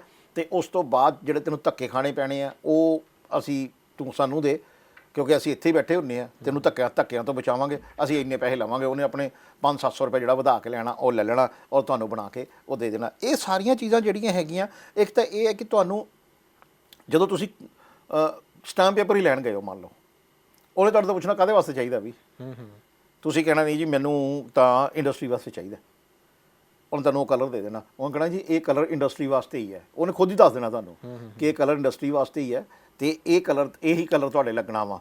ਤੇ ਜੇ CLU ਹੈ ਤੇ ਜੇ ਤੁਸੀਂ CLU ਕਰਵਾਉਣਾ ਉਹਦੇ ਵਾਸਤੇ ਵੱਖਰਾ ਹੈ, ਤੇ ਉਹਦੇ ਕਿਉਂਕਿ ਜਿਹੜਾ ਕਲਰ ਸਿਸਟਮ ਇਹਨਾਂ ਨੇ ਕੀਤਾ ਨਾ, ਇਹ ਬਹੁਤ ਵਧੀਆ ਕੰਮ ਕੀਤਾ। ਨਹੀਂ ਇਹਦੇ ਨਾਲ ਦੇਖੋ ਜੇ ਤੁਹਾਡੇ ਕੋਲ ਹੋਰ ਵੀ ਕਈ ਪ੍ਰਾਪਰਟੀ ਦੇ ਪੇਪਰ ਆ, ਤੁਸੀਂ ਲੈ ਕੇ ਜਾ ਰਹੇ, ਤੁਹਾਨੂੰ ਦਿਮਾਗ 'ਚ ਦੇਖੋ ਕੁਝ ਸਮਾਂ ਬਾਅਦ ਉਹ ਤੁਹਾਡੇ ਕਲਰ ਤੁਹਾਡੇ ਦਿਮਾਗ 'ਚ ਆ ਜਾਣਗੇ ਕਿ ਤੁਸੀਂ ਕਿਹੜੇ ਕਿਹੜੇ। ਹੋਰ ਇਹਦੇ ਨਾਲ ਜਿਹੜੀ ਜੁੜੀ ਹੋਈ ਗੱਲ ਅਗਲੀ ਹੈਗੀ NOC ਦਾ ਜਿਹੜਾ ਪਰਪਸ ਸੀਗਾ ਮਾਨ ਸਰਕਾਰ ਨੇ ਕੀਤਾ ਕਿ ਤੁਸੀਂ ਪਹਿਲਾਂ ਜ਼ਮੀਨ ਖਰੀਦਦੇ ਹੈਗੇ ਤਾਂ NOC ਲੈਣੀ ਪੈਂਦੀ ਹੈ, ਨਕਸ਼ਾ ਪਾਸ ਕਰਾਉਣ ਜਾਓਗੇ ਤਾਂ ਵੀ NOC ਲੱਗਣੀ ਆ, ਹੋਰ ਕਿਸੇ ਵਾਸਤੇ ਜੇ ਬਿਜਲੀ ਦਾ ਕਨੈਕਸ਼ਨ ਲੈਣੇ ਆ ਉਹਦੇ ਵਾਸਤੇ ਵੀ NOC ਤੁਹਾਨੂੰ ਚਾਹੀਦੀ ਆ। ਤਾਂ ਇਹਨਾਂ ਨੇ ਕੀ ਕੀਤਾ ਕਿ ਸਾਰੇ NOC ਇੱਕ ਹੀ ਜਗ੍ਹਾ ਕਰਤੇ, ਤੁਹਾਨੂੰ ਅਲੱਗ-ਅਲੱਗ ਜਗ੍ਹਾ ਤੇ ਜਾ ਕੇ ਧੱਕਾ ਨਹੀਂ ਖਾਣਾ ਪਊਗਾ। ਤਾਂ ਇਹ ਆਉਣ ਵਾਲਾ ਜਿਹੜਾ ਸਮਾਂ ਹੈਗਾ ਇਨਵੈਸਟਮੈਂਟ ਵਾਸਤੇ ਵਧੀਆ ਹੈਗਾ, ਤਾਂ ਤੁਹਾਨੂੰ ਇਹਦਾ ਬਹੁਤ ਫਾਇਦਾ ਹੋਣਾ ਕਿ NOC ਇੱਕ ਹੀ ਜਗ੍ਹਾ ਤੇ ਤੁਸੀਂ ਸਾਈਨ ਕਰਾਓਗੇ, ਤੁਹਾਡੀ ਸਾਰੀ NOC ਕਲੀਅਰ ਹੋ ਜਾਣੀ ਹੈ। ਤੁਸੀਂ ਲੈਂਡ ਲਿਆ ਉੱਤੇ ਕੀ ਕਰਨਾ, ਹਰ ਇੱਕ ਵਾਸਤੇ ਤੁਹਾਨੂੰ ਅਲੱਗ-ਅਲੱਗ ਜਾ ਕੇ NOC ਲੈਣ ਦੀ ਲੋੜ ਨਹੀਂ ਪਊਗੀ। ਉਹ ਵੀ ਜਿਹੜਾ ਇੱਕ ਮਰਜ ਕਰਕੇ ਇਹਨਾਂ ਨੇ ਰੂਲ ਪਾਸ ਕੀਤਾ ਹੈਗਾ, ਮੈਨੂੰ ਲੱਗਦਾ ਜਿਹੜੇ ਇਨਵੈਸਟਰ ਹੈਗੇ ਉਹਨਾਂ ਵਾਸਤੇ ਵੀ ਬੈਨੀਫੀਸ਼ੀਅਲ ਹੋਊਗਾ, ਤਾਂ ਜਿਹੜੇ ਆਮ ਜਨਤਾ ਉਹਨਾਂ ਨੂੰ ਵੀ ਚਲੋ ਇਸ ਚੀਜ਼ ਨਾਲ ਫਾਇਦਾ ਤਾਂ ਪਹੁੰਚੂਗਾ ਹੀ। ਜਦੋਂ CM ਸਾਹਿਬ ਨੇ PC ਕੀਤੀ ਹੈ ਤਾਂ ਉਹਦੇ 'ਚ ਉਹਨਾਂ ਨੇ ਇਹ ਦਾਅਵਾ ਕੀਤਾ ਕਿ ਇਹ ਜਿਹੜੀ ਇਨਵੈਸਟਰ ਮੀਟ ਚੱਲ ਰਹੀ ਹੈ ਨਾ, ਇਹਦੇ ਵਿੱਚ 38,000 ਕਰੋੜ ਤੋਂ ਵੱਧ ਦੀ ਇਨਵੈਸਟਮੈਂਟ ਜਿਹੜੀ ਹੈ ਉਹ ਪੰਜਾਬ ਦੇ ਵਿੱਚ ਆਉਣ ਵਾਲੀ ਹੈ, ਔਰ 2.5 ਲੱਖ ਦੇ ਕਰੀਬ ਜਿਹੜੀ ਨੌਕਰੀਆਂ ਉਹ ਇਹਨਾਂ ਜਿਹੜੇ ਇੰਡਸਟਰੀ ਲੱਗੇਗੀ ਉਹਦੇ ਨਾਲ ਪੈਦਾ ਹੋਣਗੀਆਂ ਉਹ ਨੌਕਰੀਆਂ। ਇਹ ਜੇ ਸਭ ਕੁਝ ਜ਼ਮੀਨੀ ਪੱਧਰ ਤੇ, ਖੈਰ ਉਹਨਾਂ ਨੇ ਦਾਅਵਾ ਵੀ ਇਹ ਕੀਤਾ ਕਿ ਪਹਿਲਾਂ ਵੀ ਸਮਿਟ ਹੁੰਦੀਆਂ ਰਹੀਆਂ, ਉਹਨਾਂ ਨੇ ਖੁਦ ਕਿਹਾ ਕਿ ਪੰਜਾਬ ਦੇ ਵਿੱਚ ਪਹਿਲਾਂ ਵੀ ਸਮਿਟ ਹੁੰਦੀਆਂ ਰਹੀਆਂ ਔਰ ਪਹਿਲਾਂ ਵੀ ਲੋਕੀ ਇਨਵੈਸਟ ਕਰਨਾ ਚਾਹੁੰਦੇ ਸੀ, ਆਏ ਵੀ ਹੈ ਸਮਿਟ ਦੇ ਵਿੱਚ ਆਏ ਹੈ। ਈਵਨ ਕਿ ਪਿੱਛੇ ਜਦੋਂ ਹੋਈ ਸੀ, ਪਿਛਲੀ ਵਾਰੀ ਜਦੋਂ ਹੋਈ ਸੀ ਅਕਾਲੀ ਭਾਜਪਾ ਸਰਕਾਰ ਵੇਲੇ, ਕੈਪਟਨ ਸਰਕਾਰ ਸੀ ਉਹਦੇ ਵਿੱਚ ਕੋਈ ਸਮਿਟ ਇਦਾਂ ਦਾ ਹੋਇਆ ਸੀਗਾ?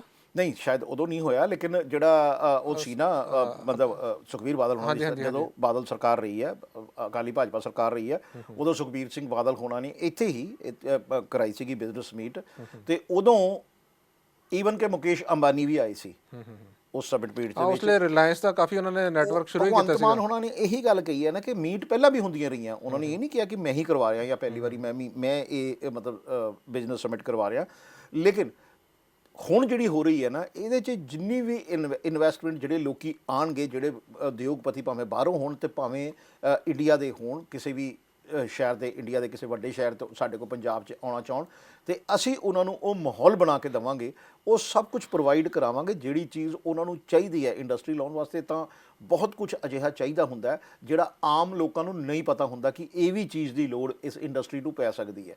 ਸਿਰਫ ਆਮ ਬੰਦਾ ਤਾਂ ਇਹ ਸੋਚਦਾ ਹੈ ਕਿ ਇੱਕ ਮਸ਼ੀਨਰੀ ਲੱਗਣੀ ਹੈ, ਜ਼ਮੀਨ ਚਾਹੀਦੀ ਹੈ, ਮਸ਼ੀਨਰੀ ਲੱਗਣੀ, ਉਹ 'ਚ ਬਿਲਡਿੰਗ ਬਣੂਗੀ, ਉਹ 'ਚ ਮਸ਼ੀਨਰੀ ਲੱਗਣੀ ਹੈ ਤਾਂ ਕੰਮ ਸ਼ੁਰੂ ਹੋ ਜਾਏਗਾ, ਲੇਕਿਨ ਉਹਦੇ ਲਈ ਹੋਰ ਬਹੁਤ ਕੁਝ ਚਾਹੀਦਾ ਹੁੰਦਾ, ਬਿਜਲੀ ਦੇ ਕਨੈਕਸ਼ਨ, ਪਾਣੀ ਦੇ ਕਨੈਕਸ਼ਨ, ਕਈ ਤਰ੍ਹਾਂ ਦੀਆਂ ਮਨਜ਼ੂਰੀਆਂ ਜਿਹੜੀਆਂ ਹੈਗੀਆਂ।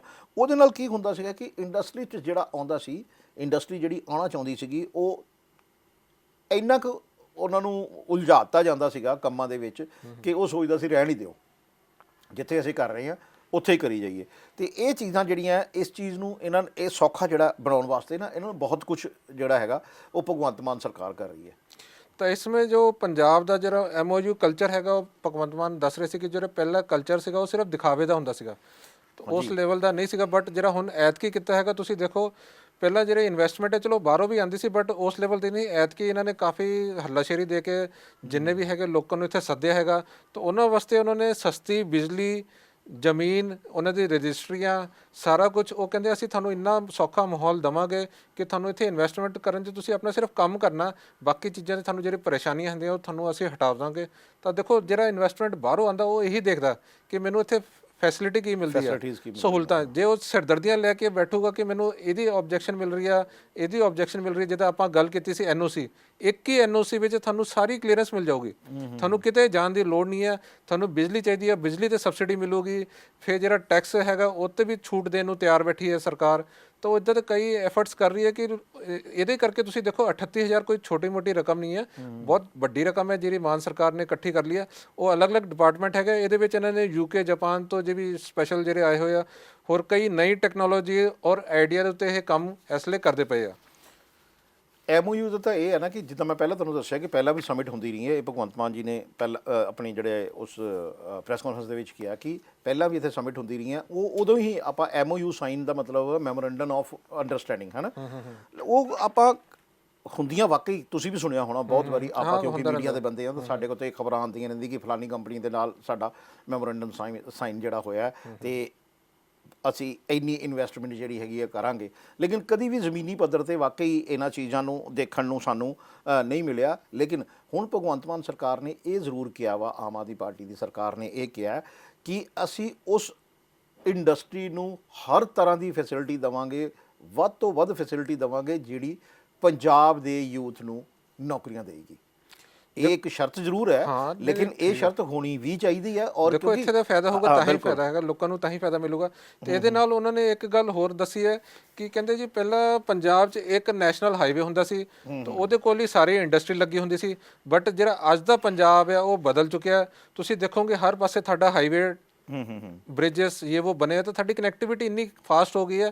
ਤੁਸੀਂ ਹੁਣ ਦੇਖੋ ਚੰਡੀਗੜ੍ਹ ਤੋਂ ਇੱਥੇ ਜੇ ਜਲੰਧਰ ਵੀ ਆਉਣਾ ਤਾਂ 2 ਘੰਟੇ 'ਚ ਬੰਦਾ ਸਿੱਧੀ ਸੜਕ ਹੈਗੀ, ਬੰਦਾ ਪਹੁੰਚ ਜਾਂਦਾ। ਤਾਂ ਤੁਹਾਡਾ ਕੋਈ ਸਮਾਨ ਵੀ ਜੇ ਬਾਰਡਰ ਤੋਂ ਆ ਰਿਹਾ, ਨੈਸ਼ਨਲ ਹਾਈਵੇ ਵੀ ਬਣ ਗਿਆ, ਹੋਰ ਵੀ ਕਈ ਪ੍ਰੋਜੈਕਟਸ ਚੱਲਦੇ ਪਏ ਆ।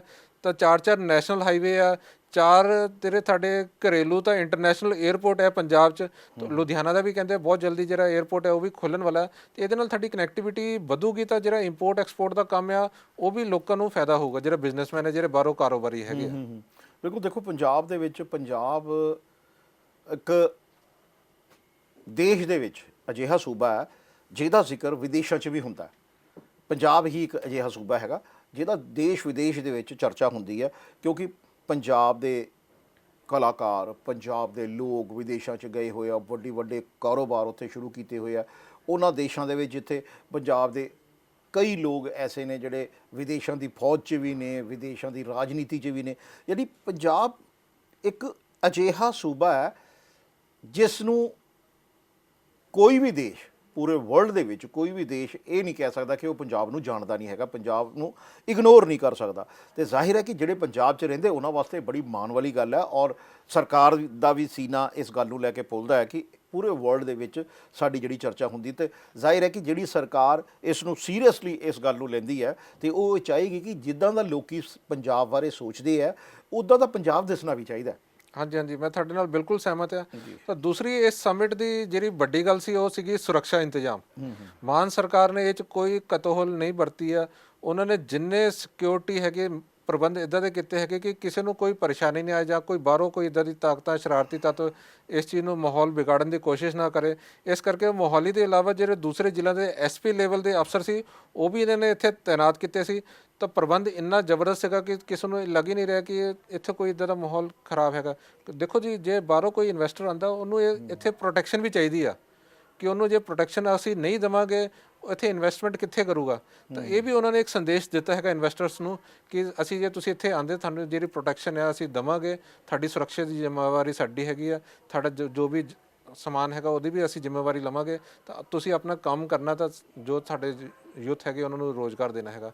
ਬਿਲਕੁਲ। ਦੇਖੋ ਜਦੋਂ ਤੁਸੀਂ ਬਹੁਤ ਜ਼ਿਆਦਾ ਪੈਸਾ ਕਿਸੇ ਸੂਬੇ ਦੇ ਵਿੱਚ ਲਾਉਂਦੇ ਹੋ ਜਾਂ ਬਹੁਤ ਵੱਡੀ ਇੰਡਸਟਰੀ ਲੈ ਕੇ ਆਉਂਦੇ ਹੋ ਤਾਂ ਤੁਹਾਨੂੰ ਹਰ ਚੀਜ਼ ਦੀ ਸਿਕਿਉਰਿਟੀ ਚਾਹੀਦੀ ਹੈ। ਆਪਣੇ ਸਾਜੋ ਸਮਾਨ ਦੀ ਵੀ ਚਾਹੀਦੀ ਹੈ, ਆਪਣੇ ਜਿਹੜੇ ਵਰਕਰਸ ਹੈਗੇ ਉਹਨਾਂ ਦੀ ਸਿਕਿਉਰਿਟੀ ਵੀ, ਆਪਣੇ ਪੈਸੇ ਦੀ ਸਿਕਿਉਰਿਟੀ ਵੀ ਚਾਹੀਦੀ ਹੈ, ਈਵਨ ਕਿ ਆਪਣੀ ਖੁਦ ਦੀ ਸਿਕਿਉਰਿਟੀ ਵੀ ਉਹਨਾਂ ਨੂੰ ਚਾਹੀਦੀ ਹੈ। ਜਦੋਂ ਸਰਕਾਰਾਂ ਇਸ ਚੀਜ਼ ਦੀ ਜ਼ਿੰਮੇਵਾਰੀ ਚੱਕ ਲੈਂਦੀਆਂ ਨੇ ਜਾਂ ਅਜਿਹਾ ਮਾਹੌਲ ਕ੍ਰੀਏਟ ਕਰਕੇ ਉਸ ਦੌਰਾਨ ਦਿਖਾ ਦਿੰਦੀਆਂ ਨੇ ਜਦੋਂ ਉਹ ਬੰਦਾ ਇਸ ਗੱਲ ਦਾ ਮਨ ਬਣਾ ਰਿਹਾ ਕਿ ਉਹ ਇਸ ਸੂਬੇ 'ਚ ਜਾ ਕੇ ਇਨਵੈਸਟਮੈਂਟ ਕਰੇਗਾ ਔਰ ਇਸ ਸੂਬੇ ਦੇ ਵਿੱਚ ਜਾ ਕੇ ਇੰਡਸਟਰੀ ਲਗਾਏਗਾ।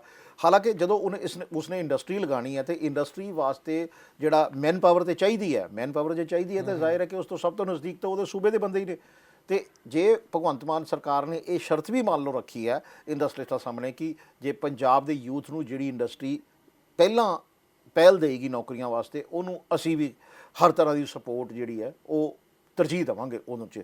ਤੇ ਜੇ ਇਹ ਕਿਹਾ ਹੈ ਤਾਂ ਇਹ ਬਹੁਤ ਵਧੀਆ ਗੱਲ ਹੈ। ਔਰ ਜਿਹੜੀ ਤੁਸੀਂ ਸੁਰੱਖਿਆ ਦੀ ਗੱਲ ਕੀਤੀ ਹੈ, ਸੁਰੱਖਿਆ ਦੇ ਵਿੱਚ ਤਾਂ ਉਹਨਾਂ ਨੇ ਤਕਰੀਬਨ ਮੋਹਾਲੀ ਦੇ ਅਫਸਰ ਹੀ ਨਹੀਂ ਬਲਕਿ ਹੋਰ ਹੋਰ ਵੀ ਨਾਲ ਜ਼ਿਲ੍ਹਿਆਂ ਦੇ ਜਿਹੜੇ ਜਿੰਨੇ ਵੀ ਵੱਡੇ state, ਵੱਡੇ ਜ਼ਿਲ੍ਹੇ ਜਿੰਨੇ ਵੀ ਹੈਗੇ ਸਾਰਿਆਂ ਦੇ ਅਫਸਰ ਜਿਹੜੇ ਉੱਥੇ ਬੁਲਾ ਕੇ ਵੱਡੇ ਵੱਡੇ ਅਹੁਦੇ ਦੇ ਅਫਸਰ ਐਸਪੀ ਲੈਵਲ ਦੇ ਜਿਹੜੇ ਅਫਸਰ ਹੈਗੇ ਆ ਉੱਥੇ ਬੁਲਾ ਕੇ ਉਹਨਾਂ ਨੇ ਤਾਇਨਾਤ ਕੀਤੇ ਸੀ ਤਾਂ ਕਿ ਜਿਹੜੇ ਲੋਕ ਇਨਵੈਸਟ ਕਰਨ ਆ ਰਹੇ ਆ ਉਹਨਾਂ ਨੂੰ ਇਹ ਭਰੋਸਾ ਹੋ ਜਾਵੇ ਨਾਲੇ ਉਹ ਕਿ ਜਿਹੜੇ ਫੀਲ ਸੂਬੇ ਵੀ ਦੇ ਕਰਨ, ਵਿੱਚ ਦੇਖਣ ਵੀ। ਦੇਖੋ ਜਦੋਂ ਆਂਦੇ ਕਿ ਤੁਸੀਂ ਜਦੋਂ ਉੱਥੇ ਮਾਹੌਲ ਦੇਖਦੇ ਆ, ਤੁਹਾਡੀ ਸੁਰੱਖਿਆ ਦੇ ਕਿੰਨੇ ਇੰਤਜ਼ਾਮ ਹੈ, ਕਿ ਕਿੱਦਾਂ ਲੱਗੀ ਹੋਈ ਸਿਕਿਉਰਿਟੀ, ਤਾਂ ਉਹਨਾਂ ਦਾ ਇੱਕ ਦੇਸ਼ ਵਿੱਚ ਆ ਕੇ ਉਹ ਭਰੋਸਾ ਜਿੱਤਦੇ ਆ।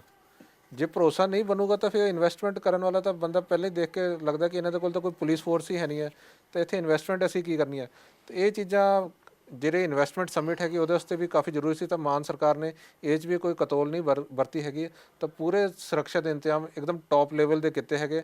ਤਾਂ ਇਹ ਮੈਨੂੰ ਲੱਗਦਾ ਇਨਵੈਸਟਰ ਨੂੰ ਵੀ ਕਈ ਗੱਲਾਂ ਇਹ 'ਚ ਪਸੰਦ ਆਈਆਂ ਹੈਗੀਆਂ। ਕਿਉਂਕਿ ਮਾਨ ਜਦੋਂ ਕੱਲ ਉਹਨਾਂ ਨੇ ਪੀਸੀ ਕੀਤੀ, ਪੀਸੀ ਦੇ ਵਿੱਚ ਇਹ ਕਿਹਾ ਹੈ ਕਿ 10 ਮਹੀਨੇ ਹੀ ਸਾਡੀ ਸਰਕਾਰ ਹੋਈ ਹੈ ਹਜੇ, ਤੇ 38,000 ਕਰੋੜ ਤੋਂ ਵੱਧ ਦੀ ਇਨਵੈਸਟਮੈਂਟ ਅਸੀਂ ਸੂਬੇ ਦੇ ਵਿੱਚ ਲੈ ਕੇ ਆ ਰਹੇ ਹਾਂ। ਉਹ ਇਹ ਜੇ 38,000 ਕਰੋੜ ਦੀ ਇਨਵੈਸਟਮੈਂਟ ਵਾਕਈ ਜ਼ਮੀਨੀ ਪੱਧਰ ਤੇ ਇਨਵੈਸਟ ਹੋ ਜਾਂਦੀ ਪੰਜਾਬ ਦੇ ਵਿੱਚ, ਤਾਂ ਇਹ ਬਹੁਤ ਵੱਡੀ ਇੰਡਸਟਰੀ ਵਾਸਤੇ ਬਹੁਤ ਵਧੀਆ ਇਹ ਸਮਾਚਾਰ ਹੈ, ਬਹੁਤ ਵਧੀਆ ਨਿਊਜ਼ ਹੈ ਇਹ।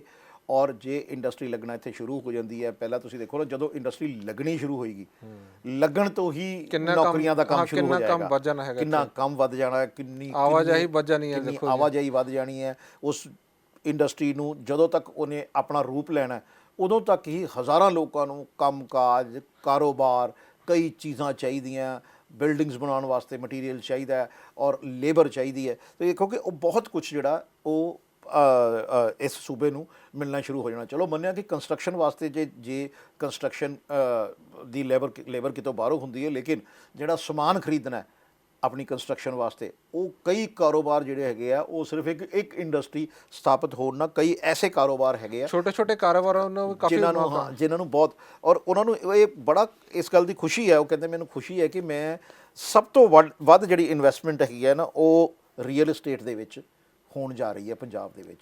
ਰੀਅਲ ਏਸਟੇਟ 'ਚ ਕਿਉਂਕਿ ਪੰਜਾਬ ਦੇ ਵਿੱਚ ਰੀਅਲ ਏਸਟੇਟ ਦਾ ਇੰਨਾ ਕੋਈ ਬਹੁਤ ਜ਼ਿਆਦਾ ਕਾਰੋਬਾਰ ਨਹੀਂ ਸੀਗਾ। ਤੁਸੀਂ ਜਾਓ ਤੇ ਮੋਹਾਲੀ ਔਰ ਖਰੜ ਵਾਲੀ ਸਾਈਡ ਤੇ ਹੀ ਤੁਹਾਨੂੰ ਇਹ ਸਭ ਕੁਝ ਜ਼ਿਆਦਾ ਮਿਲੇਗਾ, ਜਿੱਥੇ ਫਲੈਟ ਕਲਚਰ ਸ਼ੁਰੂ ਹੋਇਆ, ਜਿੱਥੇ ਕਲੋਨੀ ਕਲਚਰ ਸ਼ੁਰੂ ਹੋਇਆ। ਬਟ ਜੇ ਅਗਰ ਤੁਸੀਂ ਮੋਹਾਲੀ ਉਸ ਪਾਸੇ ਜਾਓਗੇ ਤੁਹਾਨੂੰ ਲੱਗੂਗਾ ਨਹੀਂ ਤੁਸੀਂ ਪੰਜਾਬ 'ਚ ਹੈਗੇ, ਤੁਹਾਨੂੰ ਲੱਗੂਗਾ ਤੁਸੀਂ ਸਿੰਗਾਪੁਰ ਵਰਗੇ ਸ਼ਹਿਰ 'ਚ ਜਿੱਥੇ ਉੱਚੀ ਉੱਚੀ ਬਿਲਡਿੰਗਾਂ ਇੱਦਾਂ ਦੀ ਹੁੰਦੀਆਂ।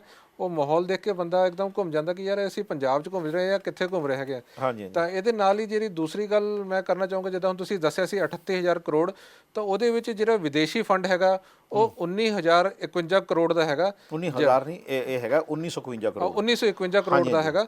ਤਾਂ ਜਿਹੜੇ ਇਹਨਾਂ ਨੂੰ ਪ੍ਰਸਤਾਵ ਮਿਲ ਚੁੱਕੇ ਆ, ਇਹ ਪੈਸਾ ਵੀ ਪੰਜਾਬ 'ਚ ਆਉਣਾ ਹੈਗਾ। ਇਹਦੇ ਵਿੱਚ ਸਰਨਾ ਜਿਹੜਾ ਵੱਡੀ ਰਕਮ ਹੈਗੀ ਉਹ ਜਾਪਾਨ ਦੀ ਕੰਪਨੀ ਹੈਗੀ ਆ, ਉਹ ਪੈਕੇਜਿੰਗ ਖੇਤਰ ਵਿੱਚ 548 ਕਰੋੜ ਰੁਪਏ ਨਿਵੇਸ਼ ਕਰਨ ਜਾ ਰਹੀ ਹੈਗੀ ਹੈ ਪੈਕੇਜਿੰਗ ਵਿੱਚ। ਤੁਸੀਂ ਦੇਖੋ ਫੂਡ ਪੈਕੇਜਿੰਗ, ਹੋਰ ਵੀ ਕਈ ਇੰਡਸਟਰੀ ਹੈਗੀ ਜਿੱਥੇ ਇਸ ਟਾਈਮ ਤੇ ਲੋੜ ਪੈਂਦੀ ਹੈ। ਤਾਂ ਜਾਪਾਨ ਆਪਣੀ ਇੱਕ ਨਈ ਟੈਕਨੋਲੋਜੀ ਲੈ ਕੇ ਆ ਰਿਹਾ ਹੈਗਾ, ਤਾਂ ਉਹ ਇਨਵੈਸਟਮੈਂਟ ਕਰਨ ਨੂੰ ਵੀ ਤਿਆਰ ਹੈਗਾ। ਤਾਂ ਦੂਸਰੇ ਨੰਬਰ ਤੇ ਜਿਹੜੀ ਕੰਪਨੀ ਹੈਗੀ ਉਹ ਸਵਿਟਜ਼ਰਲੈਂਡ ਦੀ ਆ, ਉਹ ਨੈਸਲੇ ਖਾਦ ਪ੍ਰੋਡਕਟ ਹੈਗੇ, ਉਹਨਾਂ ਦੇ ਵਿੱਚ 423 ਕਰੋੜ ਰੁਪਏ ਇਨਵੈਸਟ ਕਰਨ ਨੂੰ ਤਿਆਰ ਬੈਠੀ ਆ। ਉਹਦੇ ਬਾਅਦ ਆਉਂਦੀ ਹੈਗੀ ਜਾਪਾਨ ਦੀ ਆਈਚੀ ਸਟੀਲ, ਉਹ 342 ਕਰੋੜ ਰੁਪਏ ਖਰਚ ਕਰਨ ਨੂੰ ਇਨਵੈਸਟ ਕਰਨ ਨੂੰ ਤਿਆਰ ਹੈਗੀ ਆ। ਫਿਰ ਆਉਂਦੀ ਹੈਗੀ ਜਰਮਨ ਦੀ ਵਿਬਰੋਕਰਾਸਟ, ਉਹ 338 ਕਰੋੜ ਰੁਪਏ। ਤਾਂ ਯੂਕੇ ਦੀ HUL, ਉਹ 281 ਕਰੋੜ ਰੁਪਏ ਦਾ ਇਹਨਾਂ ਨੂੰ ਇਹ ਪ੍ਰਸਤਾਵ ਮਿਲ ਚੁੱਕਿਆ। ਤਾਂ ਇਹ ਕੁਝ ਟਾਈਮ ਬਾਅਦ ਮੈਨੂੰ ਲੱਗਦਾ ਇਨਵੈਸਟਮੈਂਟ ਇਹ ਵੀ ਆ ਜਾਊਗੀ। ਬਿਲਕੁਲ, ਦੇਖੋ ਇਹ ਕੰਪਨੀਆਂ ਜਿਹੜੀਆਂ ਹੈਗੀਆਂ ਸਾਰੀਆਂ ਫੋਰਨ ਦੀਆਂ ਕੰਪਨੀਆਂ ਨੇ, ਔਰ ਤੁਸੀਂ ਦੇਖੋ ਕਿ ਜਦੋਂ ਫੋਰਨ ਦੀ ਕੰਪਨੀਆਂ ਕਿਤੇ ਆ ਕੇ ਇਨਵੈਸਟਮੈਂਟ ਕਰਦੀਆਂ ਤੇ ਉੱਥੇ ਜਗ੍ਹਾ ਦਾ ਮੁੱਲ, ਉੱਥੇ ਚੀਜ਼ਾਂ ਦਾ ਮੁੱਲ, ਹਰ ਚੀਜ਼ ਦਾ ਇੱਕ ਸਟੈਂਡਰਡ ਕ੍ਰੀਏਟ ਹੁੰਦਾ, ਕਿਉਂਕਿ ਪਤਾ ਕਿ ਇਹ ਬਾਹਰ ਦੀ ਕੰਪਨੀ ਆਈ ਹੈ ਤੇ ਇਹਨਾਂ ਨੇ ਘਟੀਆ ਮਾਲ ਨਾ ਵੇਚਣਾ ਹੈ ਤੇ ਨਾ ਚੁੱਕਣਾ ਹੈ। ਤੇ ਉਹਦੇ ਨਾਲ ਕੀ ਹੁੰਦਾ ਕਿ ਤੁਹਾਡਾ ਵੀ ਜਿਹੜਾ ਇੱਕ ਕੰਮ ਕਰਨ ਦਾ ਲੈਵਲ ਹੈ ਨਾ, ਕੰਮ ਕਰਨ ਦਾ ਲੈਵਲ ਹੈਗਾ ਉਹਦਾ, ਉਹ ਵੱਧਦਾ ਜਾਂਦਾ।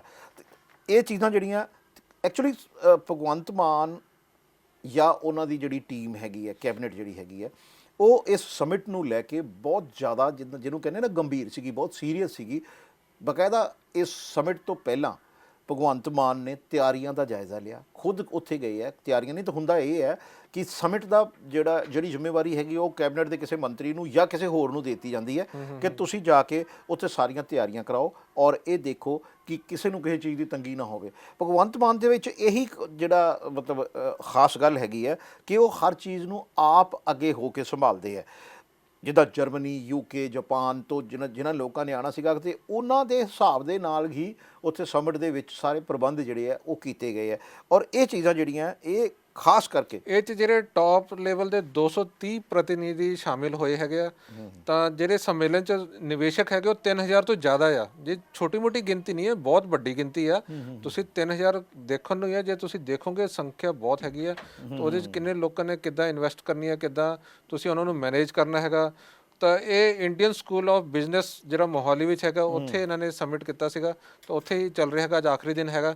ਤਾਂ ਮੋਸਟਲੀ ਇਹ ਜਦੋਂ ਸਬਮਿਟ ਖਤਮ ਵੀ ਹੋਊਗਾ ਤਾਂ ਮੈਨੂੰ ਲੱਗਦਾ ਕਿ ਜਿਹੜੇ ਇੱਥੋਂ ਦੀ ਜਾਣਗੇ, ਹੋ ਸਕਦਾ ਕਿਸੇ ਨੇ ਹੁਣ ਫੈਸਲਾ ਲੈ ਲਿਆ ਹੈਗਾ ਕਿ ਆਪਾਂ ਇਨਵੈਸਟਮੈਂਟ ਕਰਨੀ ਹੈ। ਤਾਂ ਕੁਝ ਇੱਦਾਂ ਦੇ ਵੀ ਹੋਣਗੇ ਦੇਸ਼ ਜਿਹੜੇ ਆਪਣਾ ਫੈਸਲਾ ਕੁਝ ਸਮਾਂ ਰੁਕ ਕੇ ਲੈਣਗੇ ਜਾਂ ਸੋਚ ਵਿਚਾਰ ਕੇ ਉੱਥੇ ਜਾ ਕੇ ਆਪਣੀ ਕੰਟਰੀ ਵਿੱਚ ਜਾ ਕੇ ਸੋਚਣਗੇ ਕਿ ਸਾਨੂੰ ਇੱਥੇ ਇਨਵੈਸਟਮੈਂਟ ਕਰਨੀ ਜਾਂ ਨਹੀਂ ਕਰਨੀ ਆ। ਤਾਂ ਮੈਨੂੰ ਲੱਗਦਾ ਹੈ ਕਿ ਇਹ 38000 ਤੋਂ ਵੱਧ ਕੇ ਸ਼ਾਇਦ 50-60000 ਕਰੋੜ ਤੇ ਵੀ ਪਹੁੰਚ ਜਾਵੇ। ਕਿਉਂਕਿ ਸਾਰਾ ਦਿਨ ਅੱਜ ਵੀ ਹੈਗਾ, ਸਾਰਾ ਦਿਨ ਅਜੇ ਹੋਰ ਇੰਡਸਟਰੀਜ਼ ਜਿਹੜੀਆਂ ਆ ਰਹੀਆਂ ਤੇ ਉਹਨਾਂ ਨੇ ਗੱਲਬਾਤ ਦੇ ਵਿੱਚ ਕਈ ਇੰਡਸਟਰੀਸਟ ਹੈਗੇ ਜਿਹੜਾ ਆਪਣਾ ਮਨ ਚੇਂਜ ਕਰ ਲੈਂਦੇ ਕਿ ਅਸੀਂ ਵੀ ਇਨਵੈਸਟ ਕਰਾਂਗੇ। ਕੋਈ ਟਾਈਮ ਜ਼ਾਹਿਰ ਹੈ ਕਿ ਹਾਂ ਸੋਚ ਲੈਂਦੇ ਕੋਈ ਇਹ ਵੱਧ ਸਕਦਾ ਹੈ। ਸਭ ਤੋਂ ਇੱਕ ਹੋਰ ਇਹਦੇ 'ਚ ਇੰਪੋਰਟੈਂਟ ਗੱਲ ਇਹ ਹੈ ਕਿ ਜਿਹੜਾ ਸਾਡੇ ਲੋਕਲ ਇੰਡਸਟਰੀਸਟ ਹੈਗੇ ਆ, ਲੋਕਲ ਇੰਡਸਟਰੀਜ਼ ਜਿਹੜੇ ਸਾਡੇ ਹੈਗੇ ਆ, ਉਹ ਜਦੋਂ ਕੋਈ ਬਾਹਰਲੀ ਇੰਡਸਟਰੀ ਇੱਥੇ ਆਉਣਾ ਚਾਹੁੰਦੀ ਹੈ ਤੇ ਲੋਕਲ ਇੰਡਸਟਰੀਜ਼ ਜਿਹੜੇ ਹੈਗੇ ਉਹਨਾਂ ਨਾਲ ਗੱਲਬਾਤ ਕਰਨ ਤੇ ਥੋੜੀ ਜਿਹੀ ਹੈਜੀਟੇਸ਼ਨ ਮਹਿਸੂਸ ਕਰਦੇ ਆ। ਤੇ ਭਗਵੰਤ ਮਾਨ ਹੁਣਾਂ ਨੇ ਜਿਹੜਾ ਇਸ ਸਬਮਿਟ ਤੋਂ ਪਹਿਲਾਂ ਜਿਹੜੀ ਉਦਯੋਗਪਤੀਆਂ ਨੇ, ਲੋਕਲ ਜਿਹੜੇ ਹੈਗੇ ਆਪਣੇ ਪੰਜਾਬ ਦੇ ਉਦਯੋਗਪਤੀ ਜਿਹੜੇ ਹੈਗੇ, ਉਹਨਾਂ ਨਾਲ ਜਦੋਂ ਮੀਟਿੰਗ ਕਰਕੇ ਉਹਨਾਂ ਨੇ ਇਹੋ ਹੀ ਉਹਨਾਂ ਨੂੰ ਭਰੋਸਾ ਦਿਵਾਇਆ ਕਿ ਅਸੀਂ ਜਿਹੜੇ ਬਾਹਰਲੇ ਉਦਯੋਗਪਤੀ ਆਣਗੇ, ਬਾਹਰਲੇ ਇੰਡਸਟਰੀਜ਼ ਜਿਹੜੇ ਆਣਗੇ, ਵਿਦੇਸ਼ਾਂ ਤੋਂ ਜਿਹੜੇ ਆਣਗੇ, ਅਸੀਂ ਤੁਹਾਡੀ ਉਹਨਾਂ ਨਾਲ ਸਿੱਧੀ ਗੱਲਬਾਤ ਕਰਾਵਾਂਗੇ। ਤਾਂ ਉਹੀ ਗੱਲ ਦਾ ਨਤੀਜਾ ਹੈਗਾ ਕਿ ਅੱਜ ਦੇਖੋ ਜਿਹੜੀ ਸੰਖਿਆ 1000 ਹੋ ਸਕਦੀ ਸੀ, 2000 ਹੋ ਸਕਦੀ ਸੀ, ਆਹ ਸਮਿਟ ਵਿੱਚ 3000 ਆਏ ਆ। ਤਾਂ ਉਹਨਾਂ ਦੀ ਗੱਲਬਾਤ ਜਿਹੜੇ ਇੱਥੇ ਦੇ ਇੰਡਸਟਰੀਅਲ ਹੈਗੇ, ਜਿਹੜਾ ਉਦਯੋਗਪਤੀ ਆ, ਉਹਨਾਂ ਨਾਲ ਸਿੱਧੀ ਗੱਲਬਾਤ ਕਰ ਰਹੇ। ਤਾਂ ਆਪਸ ਵਿੱਚ ਜਿਹੜੀ ਟੈਕਨੋਲੋਜੀ ਹੈਗੀ ਉਹ ਵੀ ਸ਼ੇਅਰ ਕਰ ਰਿਹਾ ਕਿ ਤੁਸੀਂ ਕਿਹੜੀ ਟੈਕਨੋਲੋਜੀ ਯੂਜ਼ ਕਰਦੇ ਆ, ਸਾਡੀ ਕਿਹੜੀ ਟੈਕਨੋਲੋਜੀ ਆ, ਅਸੀਂ ਮਿਲ ਕੇ ਇਹਨੂੰ ਕਿੱਦਾਂ ਅੱਗੇ ਲੈ ਕੇ ਜਾ ਸਕਦੇ ਹਾਂ ਜਾਂ ਸਾਡੀ ਕੋਈ ਪਾਰਟਨਰਸ਼ਿਪ ਹੋ ਸਕਦੀ ਆ। ਤੁਸੀਂ ਆਲਰੇਡੀ ਇੱਕ ਸੈਟਅਪ ਕੀਤਾ, ਅਸੀਂ ਉਹ 'ਚ ਹੋਰ ਇਨਵੈਸਟਮੈਂਟ ਕਰਕੇ ਉਸ ਚੀਜ਼ ਨੂੰ ਹੋਰ ਵਧਾ ਸਕਦੇ ਹਾਂ। ਤੇ ਇਹ ਕਈ ਗੱਲਾਂ ਮੈਨੂੰ ਲੱਗਦਾ ਅੱਜ ਕਾਫੀ ਸੌਰਟ ਆਊਟ ਹੋਣਗੀਆਂ। ਤਾਂ ਕੁਝ ਹੋ ਸਕਦਾ ਕੰਪਨੀ ਨੇ ਕੋਈ ਡਿਸੀਜਨ, ਕੁਝ ਜਿੱਦਾਂ ਰਿਪਰੈਜ਼ੈਂਟੇਟਿਵ ਭੇਜੇ ਹੁੰਦੇ ਆ, ਉਹ ਫੈਸਲਾ ਸ਼ਾਇਦ ਨਾ ਲੈ ਲੈਣ, ਜਾਂ ਉਹਨਾਂ ਦੀ ਜਿਹੜੀ ਮੈਨੇਜਮੈਂਟ ਹੈਗੀ ਉਹ ਸ਼ਾਇਦ ਬਾਅਦ 'ਚ ਫੈਸਲਾ ਲਊਗੀ। ਤਾਂ ਇੱਕ ਅੱਧੇ ਮਹੀਨੇ 'ਚ ਸਾਨੂੰ ਇੱਦਾਂ ਦੀ ਖਬਰਾਂ ਮੈਨੂੰ ਲੱਗਦਾ ਆਉਣ ਵਾਲੇ ਟਾਈਮ 'ਚ ਮਿਲਦੀਆਂ ਰਹਿੰਦੀਆਂ ਕਿ ਹੋਰ ਵੀ ਇਨਵੈਸਟਮੈਂਟ ਜਿਹੜੀ ਹੈਗੀ। ਬਿਲਕੁਲ ਦੇਖੋ, ਕੁਝ ਚੀਜ਼ਾਂ ਇੱਦਾਂ ਦੀਆਂ ਹੁੰਦੀਆਂ ਵਾ, ਜਿੱਦਾਂ ਮੰਨ ਲਓ ਤੁਸੀਂ ਕੋਈ ਇੰਡਸਟਰੀ ਸ਼ੁਰੂ ਕਰਦੇ, ਕੋਈ ਪ੍ਰੋਡਕਟ ਬਣਾਉਣਾ ਸ਼ੁਰੂ ਕਰਦੇ, ਉਹਦੇ 'ਚ ਕੁਝ ਐਸੀ ਚੀਜ਼, ਕੋਈ ਐਸਾ ਪੁਰਜ਼ਾ ਜਾਂ ਕੋਈ ਐਸਾ ਪਾਰਟ ਜਿਹੜਾ ਹੈਗਾ ਉਹ ਤੁਸੀਂ ਨਹੀਂ ਬਣਾ ਰਹੇ, ਕੋਈ ਹੋਰ ਬਣਾ ਰਿਹਾ ਹੈ ਜਿਹੜਾ ਤੁਹਾਨੂੰ ਖਰੀਦਣਾ ਪੈਂਦਾ। ਤੇ ਜੇ ਉਹ ਬਾਹਰਲੀ ਕੋਈ ਇੰਡਸਟਰੀ ਹੈ ਜਾਂ ਕਿਸੇ ਆਪਣੇ ਇੱਥੇ ਦੇਸ਼ ਦੀ ਹੀ ਕਿਸੇ ਹੋਰ ਸ਼ਹਿਰ ਦੀ ਇੰਡਸਟਰੀ ਹੈ, ਉਹ ਕਹਿੰਦੇ ਨਹੀਂ ਕਿ ਅਸੀਂ ਆਪਣਾ ਫਰੇਟ ਬਚਾਉਣ ਵਾਸਤੇ, ਜਿਹੜਾ ਆਵਾਜਾਈ ਦਾ ਖਰਚਾ ਬਚਾਉਣ ਵਾਸਤੇ, ਅਸੀਂ ਜਿਹੜੀ ਉਸ ਦੀ ਇੰਡਸਟਰੀ ਹੀ ਤੁਹਾਡੇ ਸੂਬੇ ਦੇ ਵਿੱਚ ਲਗਾ ਦਿੰਦੇ ਹਾਂ। ਤੇ ਉਹ ਜਦੋਂ ਆਪਸ ਦੇ ਵਿੱਚ ਗੱਲਬਾਤ ਹੁੰਦੀ ਹੈ ਨਾ ਕਿ ਹਾਂ ਯਾਰ ਮੇਰਾ ਪ੍ਰੋਡਕਟ ਜਿਹੜਾ ਹੈਗਾ ਹੁਣ ਪੂਰਾ ਹੋ ਰਿਹਾ, ਕਿ ਜੇ ਇਹ ਇੰਡਸਟਰੀ ਜਾਂ ਉਹਨਾਂ ਦੀ ਇੰਡਸਟਰੀ 'ਚ ਹੀ ਅਗਲੇ ਉਹ ਕਹਿੰਦੇ ਕਿ ਤੁਸੀਂ ਸਾਨੂੰ ਇਸੇ ਇੰਡਸਟਰੀ ਦੇ ਨਾਲ ਸਾਨੂੰ ਜਗ੍ਹਾ ਲੈ ਦਿਓ, ਅਜਿਹਾ ਕੋਈ ਪ੍ਰੋਡਕਟ ਹੋਵੇ ਜਿਸ ਦੇ ਵਿੱਚ ਕਿਸੇ ਹੋਰ ਕੰਪਨੀ ਦੇ ਪੁਰਜ਼ੇ ਦੀ ਜਾਂ ਪਾਰਟ ਦੀ ਲੋੜ ਪੈਂਦੀ ਹੋਵੇ, ਤਾਂ ਉਹ ਫਿਰ ਕੰਪਨੀ ਕੀ ਕਹਿੰਦੀ ਹੈ ਕਿ ਅਸੀਂ ਕਿਉਂ ਨਾ ਤੁਹਾਡੇ ਸੂਬੇ 'ਚ ਆ ਕੇ ਹੀ ਉਹ ਇਨਵੈਸਟਮੈਂਟ ਕਰ ਦਈਏ। ਦੇਖੋ ਜੀ, ਹਾਂ, ਇਹ 'ਚ ਭਗਵੰਤ ਮਾਨ ਨੇ ਇੱਕ ਗੱਲ ਹੋਰ ਕਹੀ ਕਿ ਉਹਨਾਂ ਦੀ textile, agro industry, food processing, ਇਹਨਾਂ ਕੰਪਨੀਆਂ ਨਾਲ ਗੱਲਬਾਤ ਹੋਈ ਆ। ਉਹਨਾਂ ਦੀ ਜਿਹੜੀ ਸਮੱਸਿਆ ਹੈਗੀਆਂ ਉਹ ਸੁਣੀਆਂ ਗਈਆਂ। ਉਹ ਕਿਹੜੀ ਸਮੱਸਿਆ ਨਾਲ ਜੂਝ ਰਹੇ ਜਾਂ ਕੀ ਹੋਰ ਚੀਜ਼ਾਂ ਚਾਹੁੰਦੇ ਆ ਕਿ ਜਿਹਦੇ ਨਾਲ ਉਹ ਹੋਰ ਵਧੀਆ ਤਰੱਕੀ ਕਰਨ, ਜਾਂ ਪੰਜਾਬ ਦੀ ਜਿਹੜੀ ਸਰਕਾਰ ਆ ਉਹਨੂੰ ਕਿੱਦਾਂ ਫਾਇਦਾ ਹੋ ਸਕਦਾ, ਜਾਂ ਲੋਕਾਂ ਨੂੰ ਕੀ ਫਾਇਦਾ ਹੋ ਸਕਦਾ। ਇਹ ਸਾਰੀ ਗੱਲਾਂ ਚਰਚਾ ਵਿੱਚ ਚੱਲੀਆਂ ਹੈਗੀਆਂ। ਤਾਂ ਉਹੀ ਸਮਿਟ ਵਿੱਚ ਅੱਜ ਆਪਸ 'ਚ ਮਿਲ ਬੈਠ ਕੇ ਇਹ ਗੱਲ ਨੂੰ ਅੱਗੇ ਵਧਾ ਰਹੇ ਆ। ਹਾਂ ਬਿਲਕੁਲ, ਦੇਖੋ ਸਰਕਾਰਾਂ ਨੂੰ ਤਾਂ ਇਹ ਹੁੰਦਾ ਹੀ ਹੈ ਨਾ ਕਿ ਜੇ ਜਿੰਨੇ ਵੀ ਇੰਡਸਟਰੀ ਸਾਡੇ ਕੋਲ, ਕਿਉਂਕਿ ਪਿੱਛੇ ਰੌਲਾ ਪਿਆ ਸੀਗਾ, ਤੁਸੀਂ ਦੇਖਿਆ ਹੋਣਾ ਜਦੋਂ ਕਾਂਗਰਸ ਦੀ ਸਰਕਾਰ ਸੀਗੀ, ਹੋਰ ਸਰਕਾਰਾਂ ਜਿਹੜੀ ਰਹੀਆਂ ਕਿ ਇੰਡਸਟਰੀ ਇੱਥੋਂ ਖਤਮ ਹੋ ਰਹੀ ਹੈ, ਪੰਜਾਬ ਤੋਂ ਇੰਡਸਟਰੀ ਪਲਾਇਨ ਕਰ ਰਹੀ ਹੈ, ਬਾਹਰ ਜਾ ਰਹੀ ਹੈ। ਤੇ ਜ਼ਾਹਿਰ ਹੈ ਕਿ ਜਦੋਂ ਇਹ ਆਪ ਸੱਤਾ 'ਚ ਨਹੀਂ ਸੀਗੇ, ਭਗਵੰਤ ਮਾਨ ਆਪ ਸੱਤਾ 'ਚ ਨਹੀਂ ਸੀਗੇ, ਆਮ ਆਦਮੀ ਪਾਰਟੀ ਸੱਤਾ 'ਚ ਨਹੀਂ ਸੀਗੀ, ਉਦੋਂ ਇਹ ਆਪੋਜੀਸ਼ਨ 'ਚ ਜਦੋਂ ਸੀਗੇ ਉਦੋਂ ਵੀ ਤਾਂ ਇਹ ਗੱਲ ਦੇਖਦੇ ਸੀ ਨਾ ਕਿ ਹਾਂ ਵੀ ਇਹ ਜਿਹੜੀ ਚਰਚਾ ਚੱਲ ਰਹੀ ਹੈ ਕਿ ਵੀ ਪੰਜਾਬ ਦੇ ਵਿੱਚੋਂ ਇੰਡਸਟਰੀ ਬਾਹਰ ਜਾ ਰਹੀ ਹੈ। ਹਾਲਾਂਕਿ ਜਦੋਂ ਦੀ ਇਹਨਾਂ ਦੀ ਸਰਕਾਰ ਬਣੀ, ਇਹਨਾਂ ਨੇ ਇਹ ਦਾਅਵੇ ਕੀਤੇ ਹੈ ਕਿ ਪੰਜਾਬ ਦੇ ਵਿੱਚੋਂ ਕੋਈ ਵੀ ਇੰਡਸਟਰੀ ਬਾਹਰ ਨਹੀਂ ਜਾ ਰਹੀ ਔਰ ਨਾ ਹੀ ਅਸੀਂ ਜਾਣ ਦੇਣੀ ਹੈ। ਤੇ ਜੇ ਹੁਣ ਇਹ ਇੱਦਾਂ ਦਾ ਮਾਹੌਲ ਇੱਥੇ ਬਣਾ ਕੇ ਦੇਣ ਦਾ ਦਾਅਵਾ ਕਰ ਰਹੇ ਆ ਕਿ ਪੰਜਾਬ ਦੇ ਵਿੱਚ ਹੀ ਅਜਿਹਾ ਮਾਹੌਲ ਬਣਾ ਕੇ ਦਿੱਤਾ ਜਾਵੇਗਾ ਕਿ ਜਿਹੜਾ ਵੀ ਇੰਡਸਟਰੀਸਟ ਇੱਥੇ ਇੰਡਸਟਰੀ ਸਥਾਪਿਤ ਕਰਨਾ ਚਾਹੁੰਦਾ ਹੈ ਉਸ ਨੂੰ ਕਿਸੇ ਵੀ ਚੀਜ਼ ਦੀ ਤੰਗੀ ਆਉਣ ਨਹੀਂ ਦਿੱਤੀ ਜਾਵੇ। ਕਿਸੇ ਚੀਜ਼ ਦੀ ਜਿਹੜੀ ਸਿਰਦਰਦੀ ਹੁੰਦੀ ਸੀ ਨਾ ਪਹਿਲਾਂ, ਕਿ ਆ ਕਈ ਚੀਜ਼ਾਂ ਦੀ ਸਿਰਦਰਦੀ ਹੁੰਦੀ ਸੀ, ਉਹ ਕਦੇ ਕਿਸੇ ਚੀਜ਼ ਦੀ ਅਸੀਂ ਸਿਰਦਰਦੀ ਉਹ ਰਹਿਣ ਨਹੀਂ ਦਿਆਂਗੇ। ਤੁਸੀਂ ਸਟੈਂਪ ਪੇਪਰ ਦੀ ਗੱਲ ਕੀਤੀ ਆ, ਉਹ ਵੀ ਇਹਨਾਂ ਨੂੰ ਸੌਖੇ ਕਰਦੇ ਆ ਕਿ ਇੱਕ ਕਲਰ ਦੇ ਕਰਤੇ ਆ। ਫਿਰ ਐਨਓਸੀ ਦੀ ਗੱਲ ਕਰੀਏ, ਐਨਓਸੀ ਦੀ ਵੀ ਇਹਨਾਂ ਨੇ ਝੰਜਟ ਮੁਕਾਤਾ ਹੈਗਾ ਕਿ ਤੁਹਾਨੂੰ ਇੱਕ ਹੀ ਐਨਓਸੀ ਵਿੱਚ ਸਾਰੇ ਕਲੀਅਰੈਂਸ ਮਿਲ ਜਾਣਗੇ। ਫਿਰ ਬਿਜਲੀ ਦਰ ਹੈਗੀ ਉਹ ਵੀ ਸਸਤੀ ਕਰਤੀ ਹੈ। ਕਈ ਮਤਲਬ ਆਫਰ ਇੱਦਾਂ ਦੇ ਦਿੱਤੇ ਕਿ ਜਿਹੜਾ ਇਨਵੈਸਟਰ ਹੈਗਾ ਉਹ ਇੱਥੋਂ ਖਾਲੀ ਹੱਥ ਨਹੀਂ ਜਾਊਗਾ, ਇੱਥੇ ਇਨਵੈਸਟ ਕਰਕੇ ਹੀ ਜਾਊਗਾ। ਹਾਂ ਬਿਲਕੁਲ। ਜਿੱਦਾਂ ਆਪਾਂ ਵਿਦੇਸ਼ ਦੀ, ਤੁਸੀਂ ਜਰਮਨੀ ਦੀ ਦੇਖੋ, ਜਦੋਂ ਗਏ ਹੈ ਭਗਵੰਤ ਮਾਨ ਹੋਣੀ, ਉੱਥੇ ਵੀ ਇਸੇ ਮੀਟ ਨੂੰ ਲੈ ਕੇ ਉਹ ਗਏ ਸੀਗੇ। ਜਦੋਂ ਉਹਨਾਂ ਨੇ ਮਤਲਬ ਉੱਥੇ ਜਾ ਕੇ ਇੰਡਸਟਰੀਸਟਾਂ ਨੂੰ ਮਿਲੇ ਹੈ ਕਿ ਸਾਡੇ ਕੋਲ ਆਓ ਤੁਸੀਂ। ਉਸ ਤੋਂ ਹੈਦਰਾਬਾਦ, ਚੇਨਈ, ਮੁੰਬਈ, ਇਹਨਾਂ ਨੇ ਦੌਰੇ ਕੀਤੇ। ਆਪਾਂ ਉਹੀ ਗੱਲ ਕਰ ਰਹੇ ਸੀ ਕਿ ਮਾਨ ਸਰਕਾਰ, ਜਿਹੜਾ ਭਗਵੰਤ ਮਾਨ ਜੀ ਆ, ਉਹਨਾਂ ਨੇ ਇਹ ਨਹੀਂ ਕਿ ਸਮਿਟ ਖੜੇ ਪੈਰ ਇੱਕਦਮ ਲਾ ਲਿਆ। ਉਸ ਤੋਂ ਪਹਿਲਾਂ ਵਿਦੇਸ਼ ਦੇ ਦੌਰੇ ਵੀ ਕੀਤੇ ਆ। ਫਿਰ ਹੈਦਰਾਬਾਦ, ਚੇਨਈ, ਮੁੰਬਈ, ਉੱਥੇ ਜਾ ਕੇ ਉਹ ਚੀਜ਼ਾਂ ਦੇਖ ਕੇ ਆਏ, ਅੰਡਰਸਟੈਂਡ ਕਰਕੇ ਆਏ ਕਿ ਉਹ ਕਿੱਦਾਂ ਕੰਮ ਕਰ ਰਿਹਾ, ਤਾਂ ਅਸੀਂ ਕਿਉਂ ਨਹੀਂ ਉੱਦਾਂ ਦੇ ਕੰਮ ਕਰ ਸਕਦੇ। ਹਾਂ ਉਹੀ ਨਾ, ਕਿ ਇਹਨੇ ਪਹਿਲਾਂ ਆਪਣੇ ਕਾਰੋਬਾਰੀ ਜਿਹੜੇ ਹੈਗੇ ਨਾ, ਜਿਹੜੇ ਆਪਣੇ ਦੇਸ਼ ਦੇ ਕਾਰੋਬਾਰੀ ਜਾਂ ਪੰਜਾਬ ਦੇ ਕਾਰੋਬਾਰੀ ਜਿਹੜੇ ਹੈਗੇ ਆ, ਉਹਨਾਂ ਦੀਆਂ ਪਹਿਲਾਂ ਮੁਸ਼ਕਲਾਂ ਸੁਣੀਆਂ, ਉਹਨਾਂ ਦੀਆਂ ਗੱਲਾਂ ਸੁਣੀਆਂ। ਕਿਉਂਕਿ ਜਿਹੜੀ ਇੰਡਸਟਰੀਅਲ ਪਾਲਿਸੀ ਵਾਸਤੇ ਇਹਨਾਂ ਨੇ ਸੁਝਾਅ ਮੰਗੇ ਸੀਗੇ, ਉਹਦੇ 'ਚੋਂ ਬਹੁਤ ਕੁਝ ਇਹਨਾਂ ਨੂੰ ਮਿਲ ਗਿਆ ਸੀਗਾ।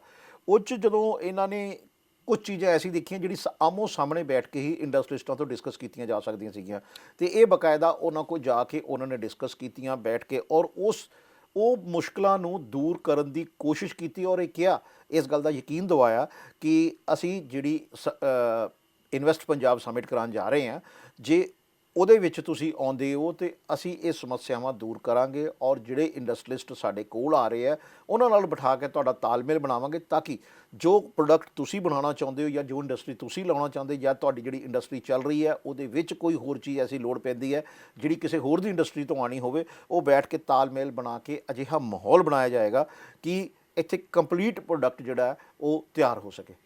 ਬਾਕੀ ਦੇਖੋ ਜੀ, ਭਗਵੰਤ ਮਾਨ ਨੇ ਜੋ ਮਾਝਾ, ਮਾਲਵਾ, ਦੁਆਬਾ ਦੇ ਜਿਹੜੇ ਉਦਯੋਗਪਤੀ ਸੀ, ਉਹਨਾਂ ਹਰੇਕ ਨਾਲ ਗੱਲਬਾਤ ਕੀਤੀ ਆ। ਉਹਨਾਂ ਦੇ ਵਿਚਾਰ ਸੁਣ ਕੇ ਜੋ ਸੀਗੇ, ਉਹਨਾਂ ਨੇ ਇੱਕ ਮਾਹੌਲ ਹੀ ਇੱਦਾਂ ਦਾ ਕ੍ਰੀਏਟ ਕਰਤਾ ਹੈਗਾ ਕਿ ਉਹਨਾਂ ਦੀ ਜਿਹੜੀ ਸਮੱਸਿਆ ਹੈ ਉਹ ਆਪਣੀ ਬਣਾ ਲਈਆਂ ਹੈਗੀਆਂ, ਤਾਂ ਉਹਨੂੰ ਕਿੱਦਾਂ ਉਹ ਤੋਂ ਨਿਕਲ ਕੇ ਬਾਹਰ ਆਉਣਾ, ਜਾਂ ਉਹ 'ਚ ਹੋਰ ਕਿੱਦਾਂ ਇਨਵੈਸਟ ਕਰਕੇ ਉਸ ਚੀਜ਼ ਨੂੰ ਆਪਾਂ ਕੋਈ ਪ੍ਰੋਡਕਸ਼ਨ ਹੈ ਉਹਨੂੰ ਇੰਕਰੀਜ਼ ਕਰਨਾ। ਕਿਉਂਕਿ ਜੇ ਆਪਾਂ ਪੁਰਾਣੀ ਟੈਕਨੋਲੋਜੀ ਨਾਲ ਬੈਠੇ ਰਹਾਂਗੇ ਤਾਂ ਉਹ ਬਹੁਤ ਸਮਾਂ ਲੱਗੂਗਾ। ਤੁਸੀਂ ਉਹ ਅੱਗੇ ਕਿੱਦਾਂ ਜਾਓਗੇ? ਅੱਗੇ ਜਾਣ ਵਾਸਤੇ ਸਾਨੂੰ ਕਿਸੇ ਜਿਹੜੀ ਨਈ ਟੈਕਨੋਲੋਜੀ ਜਿਹੜੀ ਕੰਪਨੀ ਯੂਜ਼ ਕਰ ਰਹੀ ਹੈ, ਜਾਂ ਕੋਈ ਦੇਸ਼ ਆ ਜਿੱਦਾਂ ਜਾਪਾਨ ਆ, ਅਮਰੀਕਾ, ਜਰਮਨੀ ਆ, ਉਹ ਆਪਣੀ ਕੋਈ ਨਾ ਕੋਈ ਨਈ ਟੈਕਨੋਲੋਜੀ ਚਲਾਈ ਰਹੇ। ਸਾਡੇ ਕੋਲ ਵੀ ਕਈ ਟੈਕਨੋਲੋਜੀ ਹੈ, ਉਹ ਸਾਡੇ ਕੋਲੋਂ ਵੀ ਸਿੱਖ ਕੇ ਜਾਂਦੇ, ਬਟ ਜਿਹੜੀ ਚੀਜ਼ ਸਾਨੂੰ ਲੱਗਦਾ ਕਿ ਅਸੀਂ ਕਿਸੇ ਤੋਂ ਸਿੱਖ ਸਕਦੇ ਹਾਂ, ਤਾਂ ਮਾਨ ਸਰਕਾਰ ਨੇ ਉਹੀ ਚੀਜ਼ ਵਾਸਤੇ ਸਾਰਾ ਕੁਝ ਇਕੱਠਾ ਕਰਕੇ ਇਹਨਾਂ ਨਾਲ ਇੱਕ ਮੀਟ ਸਮਿਟ ਕੀਤੀ ਹੈ। ਪੰਜਾਬ ਦੇ ਵਿੱਚ ਇੱਕ ਹੋਰ ਚੀਜ਼ ਇਗਨੋਰ ਹੋ ਰਹੀ ਹੈ, ਜਿਹੜੀ ਭਗਵੰਤ ਮਾਨ ਨੇ ਆਪਣੀ ਪ੍ਰੈਸ ਕਾਨਫਰੰਸ 'ਚ ਵੀ ਇਸ ਗੱਲ ਦਾ ਜ਼ਿਕਰ ਕੀਤਾ, ਉਹ ਹੈਗਾ ਪੰਜਾਬ ਦਾ ਟੂਰਿਜ਼ਮ। ਹਾਂਜੀ ਹਾਂਜੀ, ਪੰਜਾਬ ਦੇ ਵਿੱਚ ਟੂਰਿਜ਼ਮ ਵੱਲ ਉਹਨਾਂ ਨੇ ਕਿਹਾ ਕਿ ਅੱਜ ਤੱਕ ਕਿਸੇ ਸਰਕਾਰ ਨੇ ਧਿਆਨ ਹੀ ਨਹੀਂ ਦਿੱਤਾ, ਔਰ ਇਹ ਵਾਕਈ ਲੱਗਦਾ। ਉਹਦਾ ਕਾਰਨ ਇਹ ਹੈ ਕਿ ਸਰਕਾਰ ਦੇ ਧਿਆਨ ਨਾ ਦੇਣ ਕਰਕੇ ਜਿਹੜਾ ਪੰਜਾਬ ਟੂਰਿਜ਼ਮ ਨਾਲ ਸੰਬੰਧਿਤ ਪ੍ਰੋਪਰਟੀ ਸੀਗੀਆਂ, ਯਾਨੀ ਹੋਟਲ ਸੀਗੇ, ਹੋਰ ਕਈ ਚੀਜ਼ਾਂ ਸੀਗੀਆਂ, ਜਿੱਦਾਂ ਰੋਪੜ ਦਾ ਬੋਟ ਕਲੱਬ ਲੈ ਲਓ ਤੁਸੀਂ। ਬੋਟ ਕਲੱਬ ਦਾ ਹੋਟਲ ਹੁੰਦਾ ਸੀ, ਬਹੁਤ ਵਧੀਆ, ਉਹ ਇੰਨੀ ਕੁ ਵਧੀਆ ਥਾਂ 'ਤੇ ਉਹ ਹੋਟਲ ਜਿਹੜਾ ਹੈ ਉਹ ਬਣਿਆ ਹੋਇਆ ਸੀਗਾ ਕਿ ਹਰ ਬੰਦਾ ਚਾਹਵੇ, ਜੇ ਇੱਕ ਸਰਕਾਰ ਚਾਹੁੰਦੀ ਜਾਂ ਪੁਰਾਣੀਆਂ ਜਿਹੜੀਆਂ ਵੀ ਸਰਕਾਰਾਂ ਪਹਿਲਾਂ ਰਹੀਆਂ ਨੇ ਉਹ ਚਾਹੁੰਦੀਆਂ, ਤੇ ਉਸ ਹੋਟਲ ਨੂੰ ਇੰਨਾ ਕੁ ਪ੍ਰਮੋਟ ਕੀਤਾ ਜਾ ਸਕਦਾ। ਇੰਨੇ ਨੈਚੁਰਲ ਵਾਦੀਆਂ ਦੇ, ਨੈਚੁਰਲ ਮਤਲਬ ਏਰੀਆ ਦੇ ਵਿੱਚ ਉਹ ਬੋਟ ਕਲੱਬ ਵਾਲਾ ਹੋਟਲ ਸੀਗਾ ਕਿ ਤੁਸੀਂ ਹੈਰਾਨ ਹੋ ਜਾਓਗੇ ਜੇ ਉਹਨੂੰ ਉਦੋਂ ਉਸ ਵੇਲੇ ਦੇਖਦੇ। ਹੁਣ ਤਾਂ ਖੈਰ ਉਹ ਹੈ ਨਹੀਂ, ਉਹਦਾ ਨਾਮੋ ਨਿਸ਼ਾਨ ਹੀ ਮਿਟ ਗਿਆ। ਲੇਕਿਨ ਪਿੱਛੇ ਜਿਹੜਾ ਹਾਈਡਲ ਬਣਿਆ ਹੋਇਆ ਰੋਪੜ ਦਾ ਜਿਹੜਾ ਸੀਗਾ, ਉਹਦਾ ਦਰਿਆ, ਭਾਖੜਾ ਦਾ ਜਿਹੜਾ ਦਰਿਆ ਆ, ਉਹਦੀ ਬਹੁਤ ਬਿਲਕੁਲ ਹਾਈਟ ਤੱਕ ਪਾਣੀ ਜਿਹੜਾ ਆ ਪੂਰਾ ਭਰਿਆ ਹੋਇਆ ਪਾਣੀ ਉਹਦੇ 'ਚ ਸੀਗਾ। ਉੱਥੇ ਬੋਟਿੰਗ ਹੁੰਦੀ ਸੀਗੀ, ਉਹਨੂੰ ਬੋਟ ਕਲੱਬ ਕਿਹਾ ਹੀ ਇਸੇ ਕਰਕੇ ਜਾਂਦਾ ਸੀਗਾ ਕਿ ਉੱਥੇ ਹੀ ਬੋਟਿੰਗ ਹੁੰਦੀ ਸੀਗੀ। ਤੁਸੀਂ ਹੋਟਲ ਦੇ ਵਿੱਚੋਂ ਨਿਕਲ ਕੇ ਇੰਜੋਏ ਕਰ ਸਕਦੇ ਹੋ। ਬਾਹਰ ਜੇ ਉਹਨਾਂ ਨੇ ਇੱਦਾਂ ਦਾ ਮਾਹੌਲ ਬਣਾਇਆ ਹੋਇਆ ਸੀਗਾ ਕਿ ਤੁਸੀਂ ਬਿਲਕੁਲ ਦਰਿਆ ਕੰਢੇ ਬੈਠ ਕੇ ਇੰਜੋਏ ਕਰ ਸਕਦੇ ਹੋ, ਫੂਡ ਇੰਜੋਏ ਕਰ ਸਕਦੇ ਹੋ। ਤੁਸੀਂ ਉੱਥੇ ਬੈਠ ਕੇ ਆਪਣੀ ਫੈਮਿਲੀ ਦੇ ਨਾਲ ਡਿਸਕਸ਼ਨ, ਕੋਈ ਵੀ ਮਤਲਬ ਆਪਣੀ ਫੈਮਿਲੀ ਨਾਲ ਇੰਜੋਏ ਕਰ ਸਕਦੇ। ਇੱਕ ਵਧੀਆ ਮਾਹੌਲ, ਉਹ ਲੱਗਦਾ ਹੀ ਨਹੀਂ ਕਿ ਤੁਸੀਂ ਪੰਜਾਬ 'ਚ ਹੋ। ਉਹ ਵੀ ਬੰਦ ਹੋ ਗਿਆ। ਇੱਕ ਹੋਟਲ ਹੁਸ਼ਿਆਰਪੁਰ, ਜਦੋਂ ਆਪਾਂ ਹਿਮਾਚਲ ਵੱਲ ਨੂੰ ਜਾਂਦੇ ਹਾਂ ਤਾਂ ਉੱਥੇ ਹੁਸ਼ਿਆਰਪੁਰ 'ਚ ਸੀਗਾ, ਉਹਨੂੰ ਵੀ ਖ਼ਤਮ ਕਰ ਦਿੱਤਾ ਗਿਆ।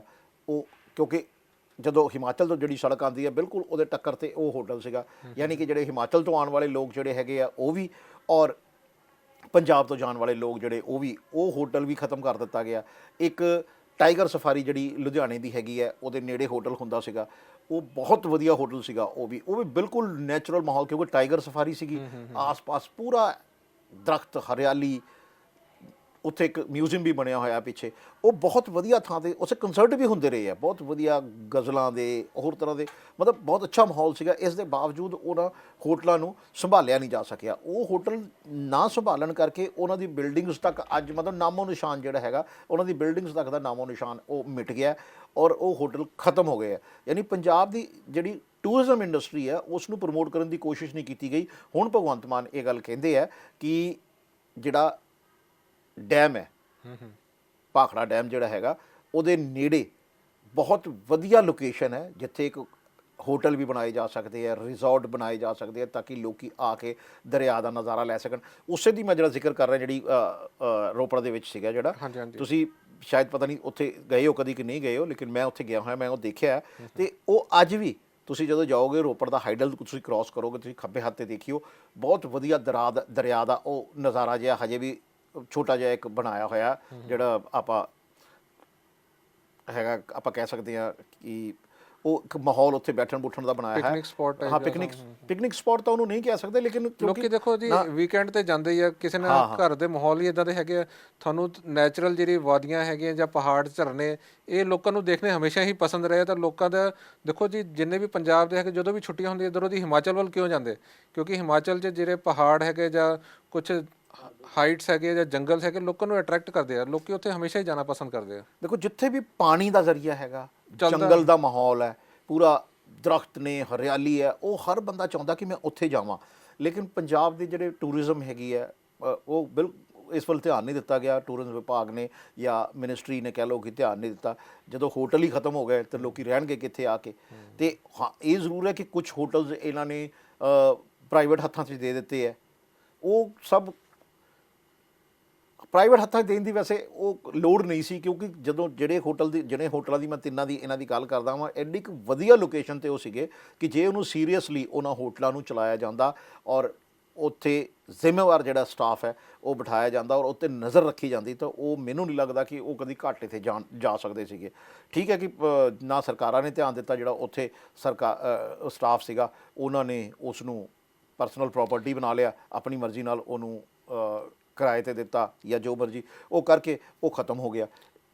ਹੋ ਸਕਦਾ ਦੇਖੋ ਜੀ, ਤੁਹਾਡੀ ਇਹ ਗੱਲਾਂ ਸੁਣ ਕੇ ਸ਼ਾਇਦ ਮਾਨ ਸਰਕਾਰ ਇੱਦਾਂ ਦਾ ਕੋਈ ਫੈਸਲਾ ਲੈ ਲਵੇ ਕਿ ਇੱਦਾਂ ਦੇ ਹੋਟਲਸ ਜਿਹੜੇ ਜਿੱਥੇ ਟੂਰਿਜ਼ਮ ਨੂੰ ਵਧਾਵਾ ਮਿਲ ਸਕਦਾ, ਉਹ ਇਸ ਚੀਜ਼ ਨੂੰ ਹੋਰ ਇੰਪਰੂਵਮੈਂਟ ਕਰਨ ਜਾਂ ਉੱਥੇ ਦੇ ਲੋਕੇਸ਼ਨ ਜਿਹੜੀ ਹੈਗੇ ਪੁਆਇੰਟਸ ਕੁਛ ਇੱਦਾਂ ਦੇ ਕੱਢਣ ਕਿ ਇੱਥੇ ਟੂਰਿਸਟ, ਦੇਖੋ ਜੀ ਜਿੰਨਾ ਚਿਰ ਟੂਰਿਜ਼ਮ ਨਹੀਂ ਆਉਂਦਾ, ਤੁਹਾਡਾ ਜਿਹੜਾ ਸੂਬਾ ਹੈਗਾ ਉਹ ਤਰੱਕੀ ਨਹੀਂ ਕਰ ਸਕਦਾ।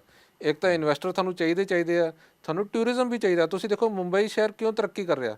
ਉੱਥੇ ਟੂਰਿਜ਼ਮ ਬਹੁਤ ਜ਼ਿਆਦਾ ਹੈਗਾ, ਲੋਕੀ ਆਉਂਦੇ ਆ। ਪੰਜਾਬ 'ਚ ਕਿਉਂ ਨਹੀਂ ਆ ਰਹੇ? ਤੁਸੀਂ ਇਸ ਚੀਜ਼ ਨੂੰ ਪ੍ਰਮੋਟ ਹੀ ਨਹੀਂ ਕਰ ਰਹੇ। ਚਾਹੇ ਇੱਕ ਪੁਆਇੰਟ ਹੋਵੇ ਜਾਂ ਦੋ ਹੋਵੇ, ਸਿਰਫ ਇਹ ਥੋੜ੍ਹੀ ਇਕੱਲਾ ਗੋਲਡਨ ਟੈਂਪਲ ਹੈਗਾ ਸਿਰਫ ਉਹੀ, ਉਹਦੇ ਵਾਸਤੇ ਤੁਹਾਨੂੰ ਹੋਰ ਵੀ ਇੱਦਾਂ ਦੇ 4-5 ਚੀਜ਼ਾਂ ਕੱਢ ਕੇ ਰੱਖਣੀਆਂ ਪੈਣੀਆਂ ਕਿ ਲੋਕੀ ਇੱਥੇ ਆਉਣ। ਇੱਕ ਉਹਦੀ ਪ੍ਰੈਜੈਂਟੇਸ਼ਨ, ਮੈਨੂੰ ਤਾਂ ਲੱਗਦਾ ਹੈ ਮਾਨ ਸਰਕਾਰ ਨੂੰ ਹੀ ਥੋੜ੍ਹੀ ਜਿਹੀ ਹੱਲਾਸ਼ੇਰੀ ਦੇ ਕੇ ਆਪਣੇ ਪੰਜਾਬ ਨੂੰ ਜਿਹੜਾ ਟੂਰਿਜ਼ਮ ਦੇ ਨਕਸ਼ੇ 'ਤੇ ਜਿਹੜਾ ਆਪਾਂ ਥੋੜ੍ਹੇ ਇਸ ਟਾਈਮ 'ਤੇ ਨੀਚੇ ਚਲੇ ਗਏ ਹਾਂ, ਇਹਨੂੰ ਥੋੜ੍ਹਾ ਜਿਹਾ ਉੱਪਰ ਲੈ ਕੇ ਆਇਆ ਜੇ ਕਿ ਭਾਰਤ 'ਚ ਜੇ ਤੁਸੀਂ ਟੂਰਿਜ਼ਮ ਆਉਣਾ ਤਾਂ ਬੰਦਾ ਕਵੇ ਕਿ ਅਸੀਂ ਪੰਜਾਬ ਵੀ ਇੱਕ ਚੱਕਰ ਲਗਾ ਕੇ ਜਾਣਾ ਸਾਡਾ ਬੰਦਾ, ਨਾ ਕਿ ਇਕੱਲਾ ਸਿਰਫ ਇੱਧਰ ਉੱਧਰ ਜਿਹੜੇ ਦੂਜੇ ਇਲਾਕੇ ਹੈਗੇ ਆ, ਗੋਆ ਹੋ ਗਏ, ਮੁੰਬਈ ਲੋਕੀ ਚਲੇ ਜਾਂਦੇ, ਤਾਂ ਪੰਜਾਬ ਵਰਗੇ ਸੂਬਿਆਂ ਨੂੰ ਮੌਕਾ ਕਦੀ ਮਿਲਿਆ ਨਹੀਂ ਹੈਗਾ। ਤਾਂ ਮੈਨੂੰ ਲੱਗਦਾ ਕਿ ਸ਼ਾਇਦ ਮਾਨ ਸਰਕਾਰ ਇੱਥੇ ਵੀ ਕੁਝ ਕੰਮ ਕਰੂਗੀ ਆਉਣ ਵਾਲੇ ਸਮੇਂ 'ਚ। ਠੀਕ ਹੈ ਤੇਜਿੰਦਰ ਜੀ, ਬਹੁਤ ਬਹੁਤ ਸ਼ੁਕਰੀਆ ਤੁਹਾਡਾ, ਤੁਸੀਂ ਇਸ ਚਰਚਾ 'ਚ ਸ਼ਾਮਲ ਹੋਏ। ਅਤੇ ਅੱਜ ਅਸੀਂ ਜਿਹੜੀ ਇਨਵੈਸਟ ਪੰਜਾਬ ਸਮਿਟ ਮੋਹਾਲੀ ਦੇ ਵਿੱਚ ਚੱਲ ਰਹੀ ਹੈ ਉਹਦਾ ਜ਼ਿਕਰ ਕੀਤਾ, ਉਹਦੇ ਨਾਲ ਸੰਬੰਧਿਤ ਹੋਰ ਇੰਡਸਟਰੀਜ਼ ਦਾ ਜ਼ਿਕਰ ਕੀਤਾ, ਇੰਡਸਟਰੀ 'ਚੋਂ ਆਉਣ ਵਾਲੀ ਪ੍ਰੋਬਲਮਸ ਦਾ ਜ਼ਿਕਰ ਕੀਤਾ, ਔਰ ਜਿਹੜੇ ਲੋਕਲ ਇੰਡਸਟਰੀਲਿਸਟ ਹੈਗੇ ਆ ਉਹ ਕੀ ਚਾਹੁੰਦੇ ਨੇ ਉਹਨਾਂ 'ਤੇ ਵੀ ਅਸੀਂ ਇਹਦਾ ਜ਼ਿਕਰ ਕੀਤਾ। ਪੰਜਾਬ ਟੂਰਿਜ਼ਮ ਬਾਰੇ ਅਸੀਂ ਗੱਲਬਾਤ ਕੀਤੀ। ਅਜਿਹੇ ਹੀ ਕਿਸੇ ਹੋਰ ਮੁੱਦੇ ਨੂੰ ਲੈ ਕੇ ਫਿਰ ਹਾਜ਼ਰ ਹੋਵਾਂਗੇ। ਹੁਣ ਇਜਾਜ਼ਤ ਦਿਓ, ਧੰਨਵਾਦ।